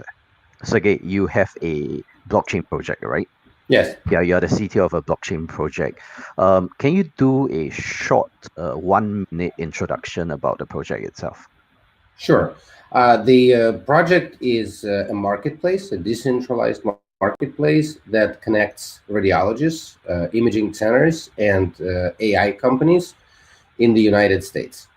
It's built on blockchain for decentralization and recording of all financial transactions that happen between the parties. And MDW, as a platform, takes a fee on every image interpretation that goes through the system. Okay, understood. So it's more of a marketplace for radiologists then. So, okay, this one is pretty simple. Now, so this is where I would be going into the whole ecosystem. Now, do you believe that what you are building is a full-fledged blockchain ecosystem? Yes, definitely. Can you elaborate more on that? Sure. Well, essentially, we take all the participants. So there is imaging center that takes a scan, like CT or an MRI or ultrasound scan of a patient, and then delivers it to the marketplace, so any number of radiologists can bid to interpret that and get paid for interpretation. And then the report is returned and money is moved from wallet to wallet. So that's totally complete participation here. And radiologists are not just interpreters and participants, but they're also investors. When we issue the security token that underlying the whole thing, radiologists will invest in the platform by buying the tokens, and then they will get bonuses on every interpretation they do on the platform. And that will help bring more business onto the platform. So it's like a virtuous cycle. The more business comes in, the more money they make, the more business they bring in. Okay, understood. I'm gonna ask the other two participants regarding the medical blockchain that Sergey has over here. So, Carl, can I ask you, what do you think? Do you think that this is a full, complete blockchain ecosystem, or or maybe give some feedback on what can be done to improve that? Mute button. You're muted. Yes, you talking with me? No, Kyle. Oh. Sorry. Okay. So I just want to ask a question first. What is it? Why is a token necessary versus something of just paying with, Bitcoin or fiat or something of this nature? There are actually two tokens. One is the payment, the stable coin of $1 that kind of underlies the fees, and the security token represents ownership in the platform, rather ownership in the revenue stream of the platform. Is a first token would you call it a utility token then? No, well, it's actually a stable coin. Okay, so this is a private blockchain. Yes. It's built on Ethereum for the token, but essentially this will move into a private blockchain for the consortium. Correct. And what's the reason for it being on a blockchain? Is it just transparency of payments and things like that, or what? Precisely. And we record. It's actually medical information. So and also the industry is very competitive. So participants will not deliver their business to somebody who doesn't show them how the whole marketplace works within, what the prices are, and so forth. So they want a full audit. And only blockchain can provide that easily. Why did you decide to go private versus public blockchain? Because in the end, it's a B2B marketplace. So people that participate there are actually, registered companies and individuals. So there is no need for public participation, and public blockchain puts a lot of strain in terms of performance and how this whole thing will actually operate in production. So it's a lot better to control their underlying infrastructure. And what kind of fees are being charged from the company for the service? Depending on the transaction, depending on what exactly is going on, but it varies from like 5% to 20%, depending on whether marketplace matches radiologists with centers, or centers bring their own onto the platform. So it's variable.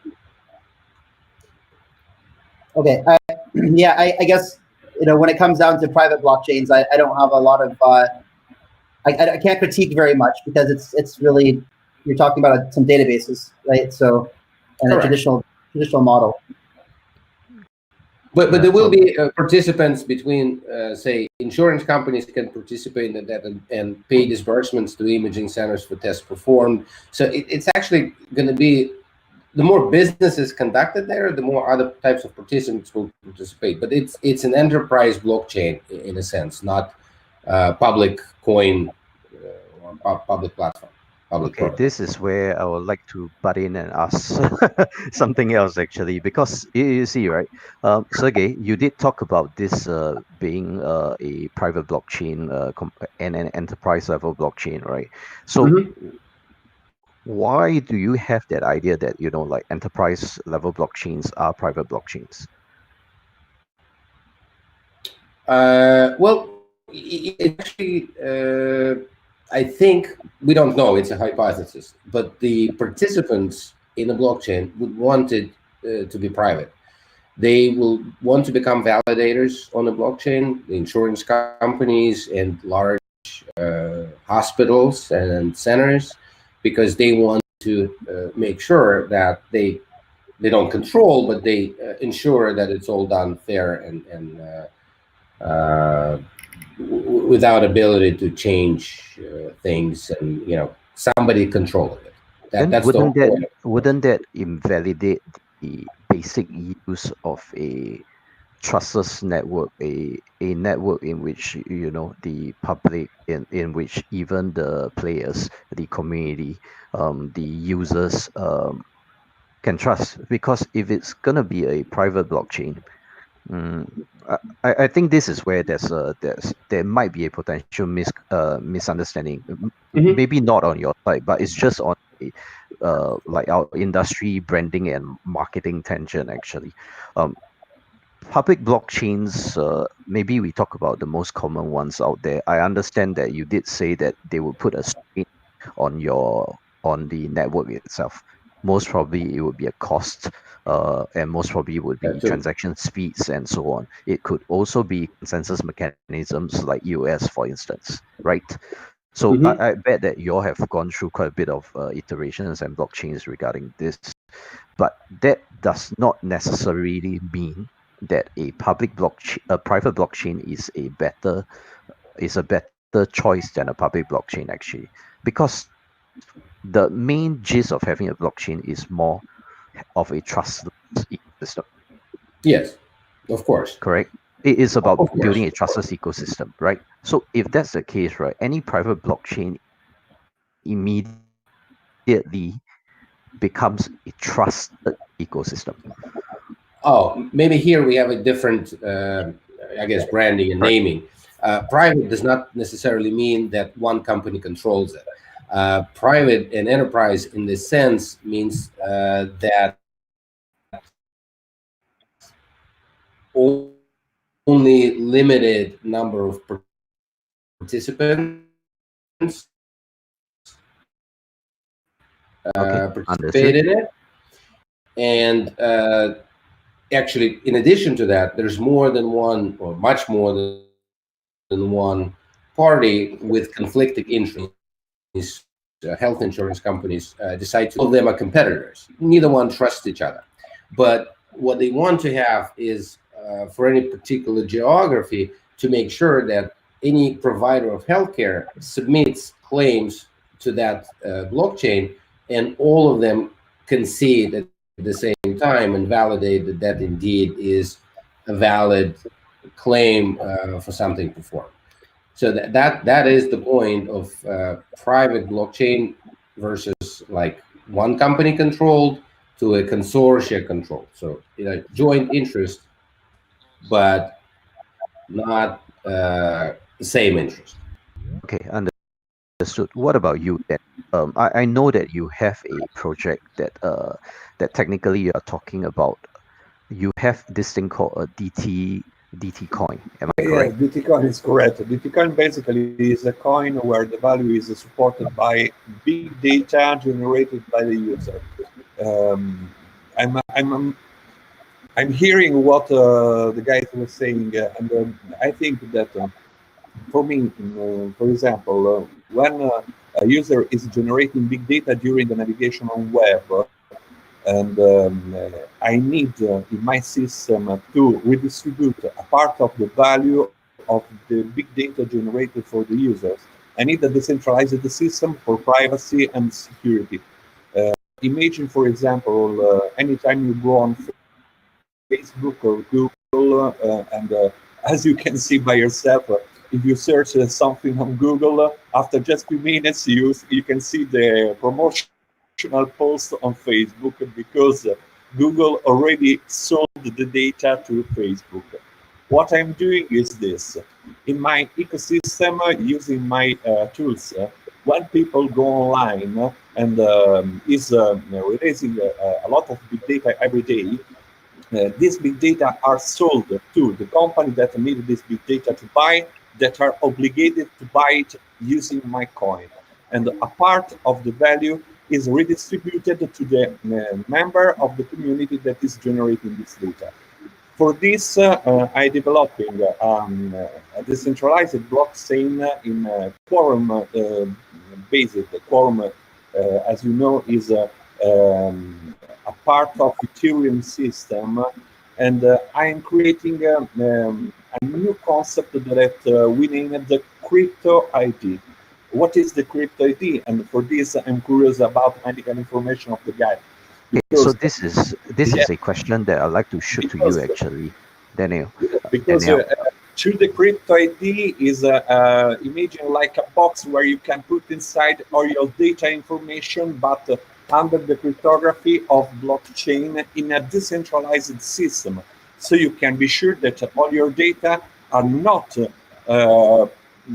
public or easy to read, of course. And I think. Can I ask you, Daniel? Sorry. Yeah. I'd like to ask you one question actually. Yeah. Sure. Why is it that you have chosen to use Quorum? Quorum because it's more fast and more green. I tell you why. To analysis and form a big data, we need, of course, a big capacity of data storage. Quorum is very, very fast. If you think that can have around 10,000 transactions per second. And if you think that in my system, the transactions are not just coins, but are data storage in a crypto ID for any user, it's very important that it be very fast. Also, quorum-based is very green because the energy power you need to work is very minimal in that sense. less. Yeah, why not use Storj, Filecoin, or Datum? Why? Why not use Storj, Filecoin, or Datum in when it comes to choosing your blockchain infrastructure? Actually, because it does look like based on of your website and your data that you have provided, it does look like these three are a better fit rather than Quorum. To be honest, the only benefit that Quorum has to your current infrastructure is actually just transaction speeds, which does not necessarily correlate to storing of data and picking up the data record time actually, because the architecture but is you not have to suitable for that. No, but I want to explain you that we were starting with the base of Quorum, and we developed a new blockchain system named Quared.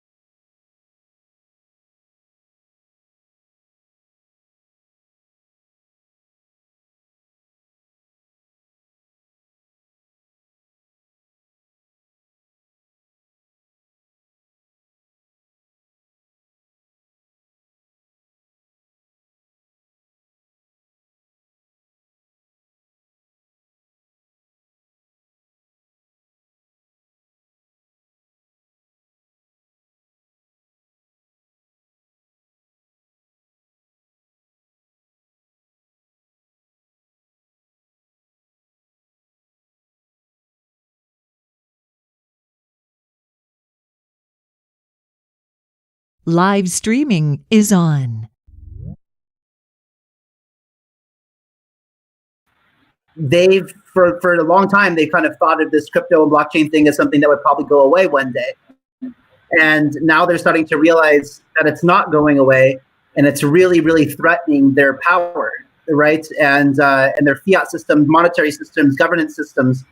And so I've always said that, you know, there's going to be a day when they're going to push back hard, and we saw that in a way in 2017. You know, we had the bull market, which it was overinflated and overbought, but you know, we had the CME come out and legalize, you know, the futures of Bitcoin in order to allow shorts to happen, because they said we needed something to tame the market, you know, and that's what happened basically, right? This is why we had all the short sellers come in, short the market, and that was the end of 2017 bull run. And you also started hearing this messaging coming in saying, you know, like ICOs are dead, STOs are the new thing. And that's very specific messaging, right? That whole thing is coordinated. Basically what they're saying is, hey, crowdfunding's okay, you know, but what's not okay is doing something without asking for permission first, right? That's exactly the only difference between an STO and an ICO, is that an STO, you have to get permission to do it first, pay your taxes, and make sure it's not too disruptive. You know, and so this was very, very carefully architected messaging that was implemented into everybody's brain. And I think it went largely unnoticed. People just kind of, you know, went on to, you started hearing this thing. And then you also heard blockchain, not Bitcoin, blockchain, not crypto. And I think that this is what could happen if we don't have a massive amount of disruptive technology coming out that doesn't allow these banks and authorities to get ahead of things.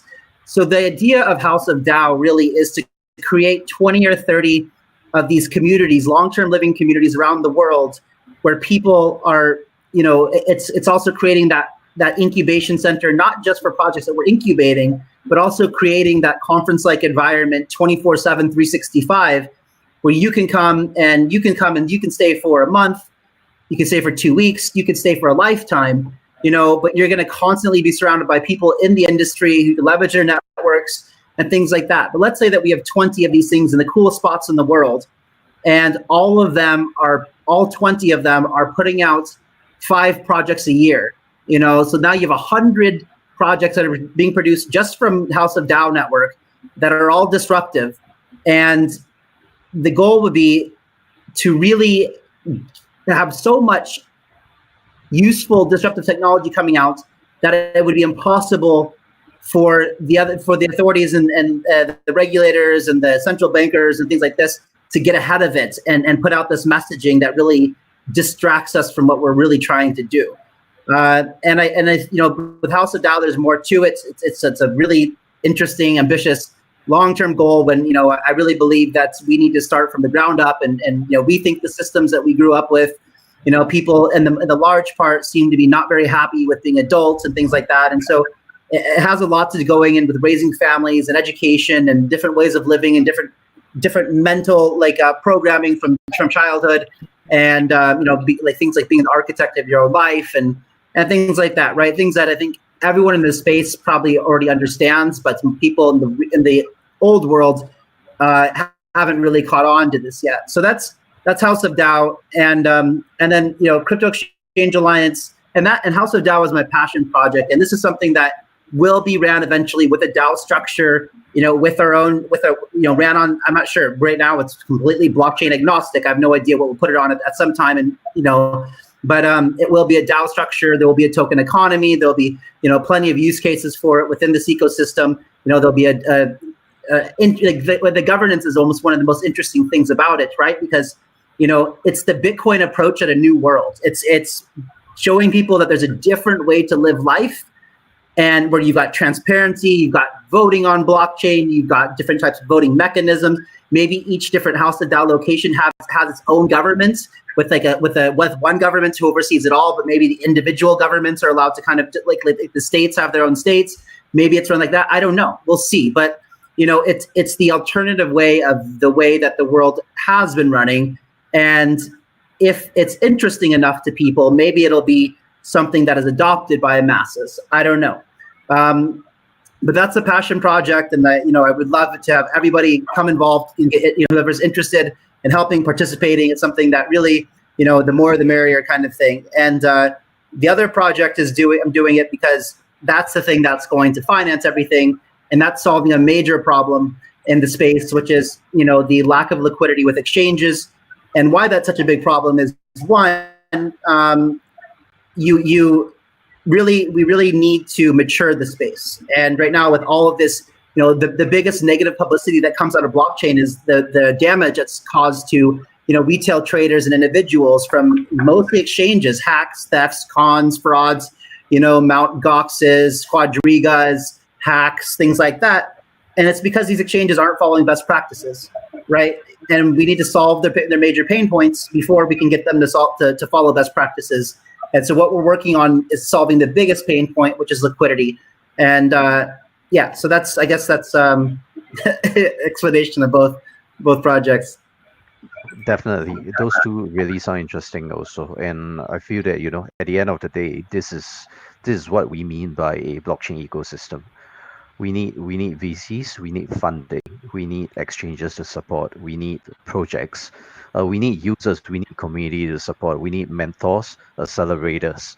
So technically, a blockchain ecosystem is not just about the protocol, or it's not just about visual projects actually. And honestly, what I see that's missing right now is interoperability between the different blockchains. Everybody wants to build a different blockchain. They want to build. They don't want to use somebody else's service. They don't want to use. They don't even want to cooperate. And with that, right, it's extremely difficult to build a proper ecosystem when there's no cooperation. It's all about competition, actually. So, closing this panel,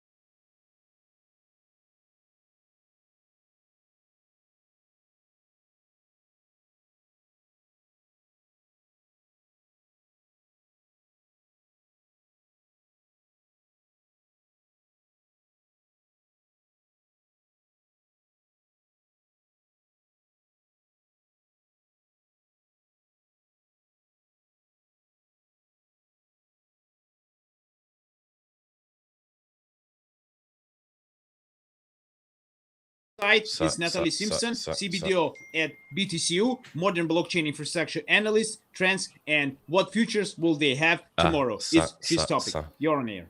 Okay, thank you so much, Sergey. Nice to meet you, everyone. Hello, my name is Natalie Simpson, and I'm the Chief Business Development Officer at BTCU. It's a Bitcoin Ultimatum, which is the new fork of Bitcoin. Based on our concept, I came up with the idea to tell you about modern blockchain infrastructure, the trends, main challenges, and perspectives.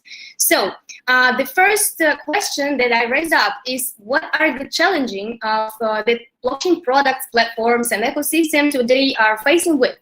And I'm going to tell you that blockchain already was at its peak of popularity owing to a surge in demand of cryptocurrencies and numerous ICOs, the issuance of new tokens in a legal gray zone.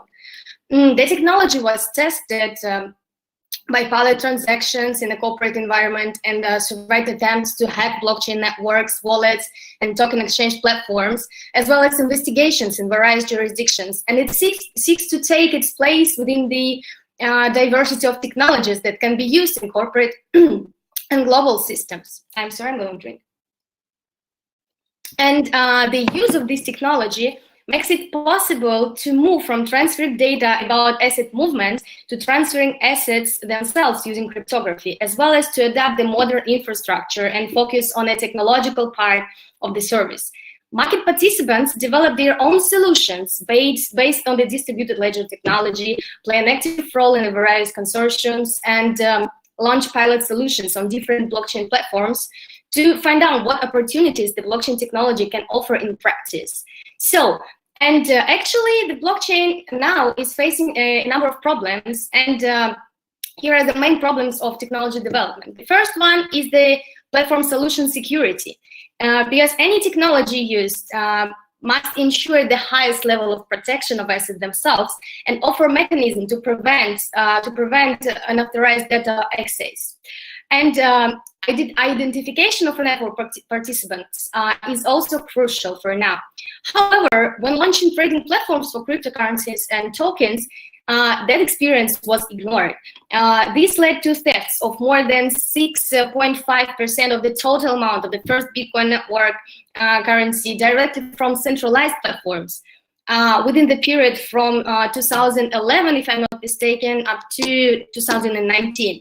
And trading platforms that have been launched with a certain level of decentralization do not currently demonstrate a large trading volume compared with centralized solution and account for less than 1% of the total trading volume, which may be due to their operational instability and high risks, as well as due to the problems with identification of participants in a fully distributed open network architecture.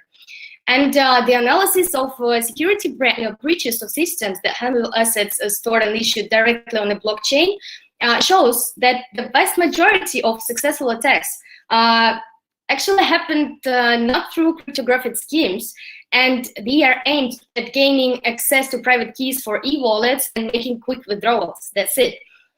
So the second issue is the data privacy and confidentiality.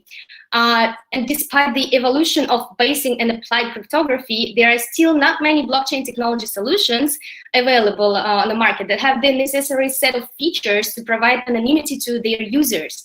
Blockchain protocols do not really implement those functions. Last year, for example, Bitfury experts said they could reveal the identities of more than 16% of all owners of Bitcoin addresses. Can you imagine that?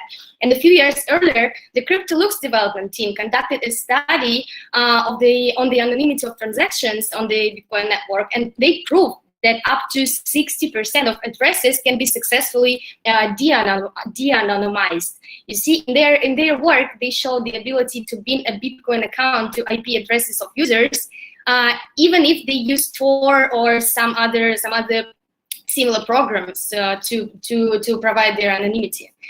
And the lack of anonymity when making payments can damage the business. When using fiat money, only the tax service and authorities can access the company's financial statements. In the blockchain, data is available to all users, including competitors and hackers, right? And that is becoming an obstacle to the development of global business processes based on blockchain protocols and platforms. So the third problem is interaction between multiple blockchain platforms. Perhaps the biggest problem in the industry is currently facing is how few markets can actually interact in any way with each other.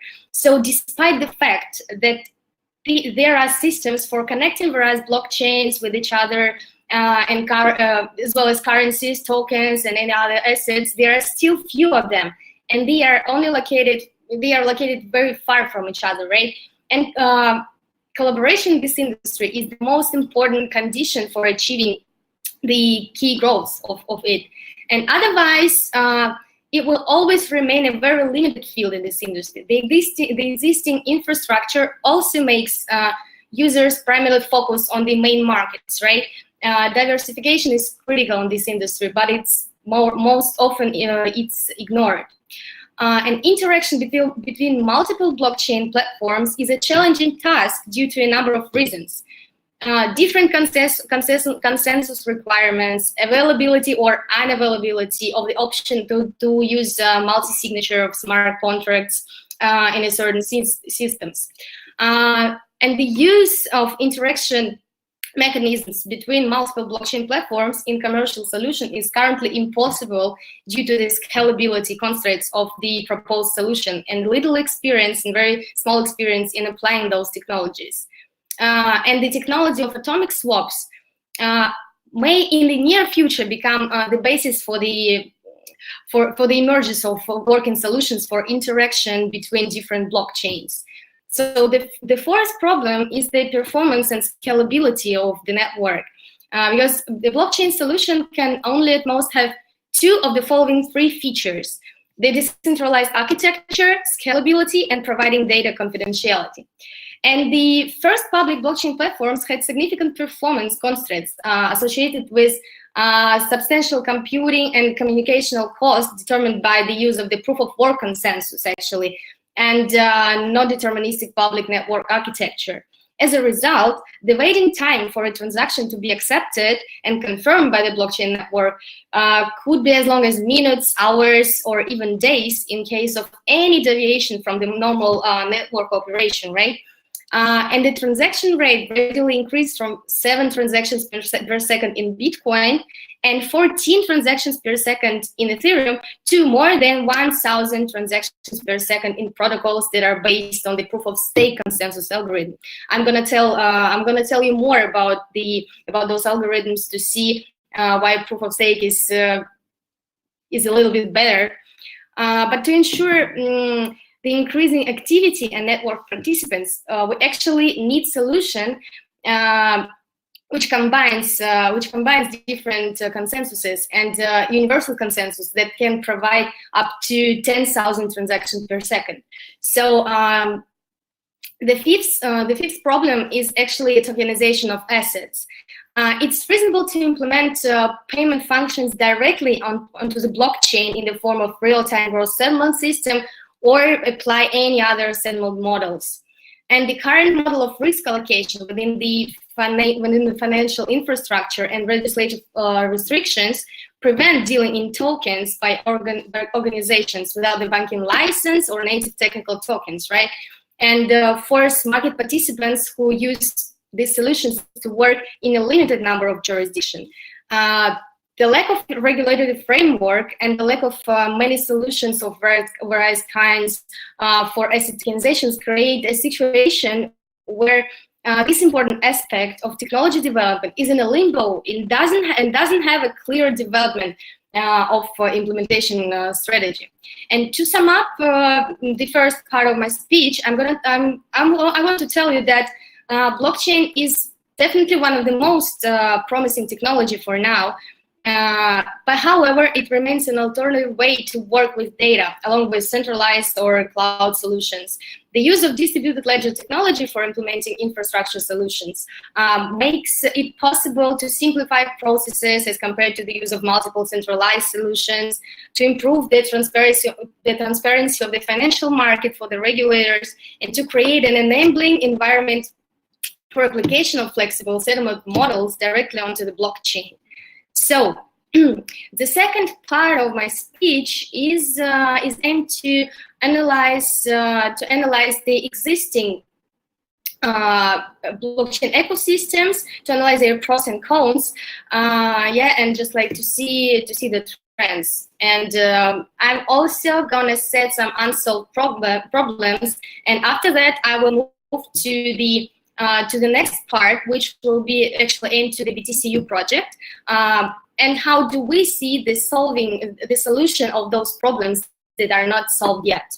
So currently, blockchain technologies are actively developing, and they are solving narrow tasks and or implementing large-scale technical solutions and building blockchain ecosystems on the basis of which products and platforms are actually implemented. So let's look at the most popular protocols that create ecosystems, their solutions, their disadvantages, and see how it looks like. So the first platform, the first ecosystem that I'm going to analyze is actually Waves. Everyone knows Waves, right? So Waves is the platform which allows users to issue custom tokens that are the equivalent of some assets like gold or something else, and carry out various operations with them, and also implement such areas as trading, exchanging fiat and cryptocurrencies, voting on the blockchain, and decentralized crowdfunding. As a part of crowdfunding campaigns of Waves, startups can issue custom tokens, the acquirers of which in turn get the opportunity to operate with them in the following ways, like buy, sell, transfer, or exchange, as I said. And Waves platform, the mining of the Waves platform is based on the least proof of stakes protocol consensus algorithm. This type of consensus allows you to create blocks in 10 seconds due to the limited number of nodes, about 100. And LPOS algorithm actually enables users to lease their balances to other sites in exchange for a portion of the profits. But this ecosystem also has its disadvantages, such as lack of anonymous transactions and actually not enough throughput to scale up so not enough scalability because of the low throughput, right? It's actually the main problem right now. So, and the second platform, the second ecosystem that I'm going to analyze is BitShares, which is also well known on the market. It is an open source public real-time trading platform, and it provides a decentralized exchange of cryptocurrency assets without the need to trust a centralized fund or any other third party. So BitShares is not only a platform, but it's also an exchange, a bank, a software, a cryptocurrency, accounting register, and network. So the idea of BitShares protocol is to create a tool with which it would be possible to trade various assets and currencies in a decentralized environment without depositing them onto the trading platform. By its nature, BitShares allows the creation of platforms for exchanging currencies, payment systems, then voting system, decentralized banks, insurance, and smart contracts. And at the moment, its main use is to offer a fully decentralized market. And the conventional proof of stake, like POS protocol, is driven by coin holders, which thereby create additional coins. And delegated proof of stake protocol algorithm is DPoS, eliminates proof of work by adding a new layer of management to the traditional proof of stake architecture. Users delegate their shares and allow you to select, witnesses who collect transactions, forms blocks, and transmit them directly to the network. And the work of witnesses is paid from the reserve pool. Based on the BitShares network, one vote is one BTS. So for most users, the voting process is button stones. So it was decided to vote by proxy. This helps to reduce apathy among users and allows shareholders to quickly respond to urgent business and security issues. With delegated witnesses, you get centralized management based on a temporary contract, which you have with which you have the right to withdraw at any time, thus preserving decentralization. But this ecosystem also has its disadvantages. And one of them can include the feature of providing assets, the price of which is tied to real assets or fiat money or any other assets. For example, the value of BitGold will always be equal to the price of gold. But since this asset is provided with BTS coins, if the cryptocurrency rate decreases, the collateral will not be enough to buy out the asset, right? And the second disadvantage is also the lack of anonymous transactions, which is also one of the main problems with the blockchain networks right now. And the third one is, of course, Ethereum. I could not forget about Ethereum, actually. So Ethereum is a whole platform for creating services based on blockchain. This platform is implemented as a decentralized virtual machine using the smart contract algorithm. Everyone knows that. And the platform itself checks the realities with your contract and transfers the money at a bank cell, as a bank cell tied to the contract. But everything is automated and decentralized. The solutions offered by Ethereum are very well suited for business and banking relationships, but there are also some disadvantages. But before that, I'm going to tell you that actually the main purpose of Ethereum is the platform and its own network, and not cryptocurrency, because the cryptocurrency initially is used just like inside the network. And actually, the creator of Ethereum, like Vitalik Buterin himself, just pointed out some disadvantages of his own network, and that is why he decided to go further, right? So the first one is also scalability, because the blockchain itself relies entirely on critical points where individual nodes must process each individual transaction in the entire network. And today, Ethereum processes about 500,000 transactions per day, and full capacity can process about 20 transactions per second. And the second one is also a consensus algorithm, basically. So it's a POW, proof of work algorithm, and it's, as Vitalik said, it's extremely expensive, and in addition, it's basically prone to 51% attacks. And the third one is also the lack of anonymous transactions. So actually, that's it about the analysis of the existing blockchain ecosystems and infrastructures. And now I'm gonna move to our project, to the BTCU. We're gonna set some problems existing in the market, and we're gonna see how BTCU resolves those problems for now. And so what is really necessary for now for modern blockchain protocols and platforms for scaling and development in the future? The first one, as I already mentioned, is a high bandwidth, high throughput. And for the widespread use, cryptocurrency must have the high transaction throughput. Because, for example, Visa system has about 5K transactions per second. And if we consider cryptocurrency as a mean of payment or a complete system for decentralized applications, then we need to focus on the number of several thousand transactions per second, right? At the moment, the most famous cryptocurrencies, as we can see, have problems with scalability because of their low throughput. So the second one is the flexible approach and non-linear solutions, because this concept reminds of the original of scalable in distributed system, meaning that both for scale-out blockchain and the scalable distributed system greatly offer higher throughput as the network grows, right? And the fundamental difference between them is that scalability in distributed system requires a linear increase in system performance along with the number of servers, which are nodes, while non-linear solutions allow you to flexibly determine the block size and the technical requirements for each node depending on the current network load, which often grows progressively. The third one, as I mentioned like 1,000 times today, is anonymity.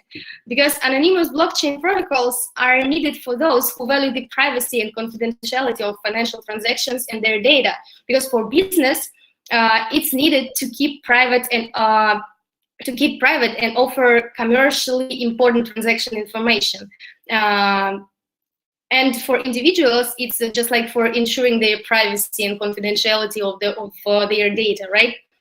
The fourth thing that I'm going to highlight is universal consensuses, because as I said, there are plenty of them, and consensus algorithms are critical for maintaining network integrity and security. They provide the state of distributed blocks, distributed nodes reaching consensus as to which version of the blockchain is valid. Consent to the current state of the blockchain is essential for the proper functioning of the digital economic system as a whole. And the most common algorithms, as I said, are POW and POS. Each of them has its own pros and cons when trying to balance security with functionality and scalability, right? And as I think, as our team is thinking, is only a combination of the most successful consensuses can give the best solution for the market in order to maintain decentralization and network security, and also will allow to scale the network, the blockchain, and the solution itself. The fifth one is the app creation solutions. In a new era of the informational economy, each user of the application is its shareholder, right? So the more popular the application and the more people download it, the more its value becomes. Sooner or later, users will want to buy and sell digital assets because they want it now, and their number is growing like rapidly. And the implementation of these mechanisms based on decentralized application will accelerate this process and reach a new level of product capitalization and give completely new financial models. So Natalie, please, just go to final our conversation, because yes, our time is over already. Okay, I got it. So, okay, I'm not gonna tell a lot about the problems. Okay, so the sixth one is the cross-protocol solutions. And okay, let me go directly to the BTCU. So BTCU, as I said, is a new fork of Bitcoin which combines the best solutions in the market that I was talking like during all my speech. And let me highlight the main points that are really solving the problems that were highlighted by me in my speech previously. So BTC blockchain implements smart contracts. It also has innovative mining algorithms. Actually, our team really opposes the classic energy-consuming POW mining, and Bitcoin Ultimate blockchain will be based on LPOS mining algorithm combined with POA, where LPOS will be used for mining and POA will be used for transaction validations. Here we are coming to the next point, which is limited number of validators. So the BTCU blockchain needs 20 validators. In order to prevent centralization and control over the network, 10 validators will be chosen by the team, and the second half will be determined by the community on the basis of POA. The fourth one is the high throughput, because using POA protocol for transaction validation will increase the throughput of the blockchain, and we will get a speed of 200 TPS in the beginning, and we will scale up to 10,000 TPS speed. And the fifth one is the main one. Actually, we will be able to implement private transaction because it's one of the most important and demanded elements of any blockchain network, as I said. And actually, in order for users of the BTC blockchain to maintain their anonymity in transactions and privacy of their data, our development team has added the ability to carry out private transactions within the network. And okay, I'm sorry for running over, and I'm going to do sum up. And I want to say that it is necessary to build a solid blockchain infrastructure that can provide trust, privacy, speed, and scalability. And the BTCU blockchain is one of those infrastructures currently developing on the market. And our team now is looking for advisors, validators, and we're always open to get the community feedback on what we do. So feel free to contact me via email, which is cbdo@btcu.io. Our website is btcu.io. So thank you, everyone. Thanks for your attention. It was Natalie Simpson, CBDO of BTCU. Please, everyone, stay safe and take care of yourself. Thank you so much. Thanks a lot, Natalie. Yes, now we are going to the 50 minutes.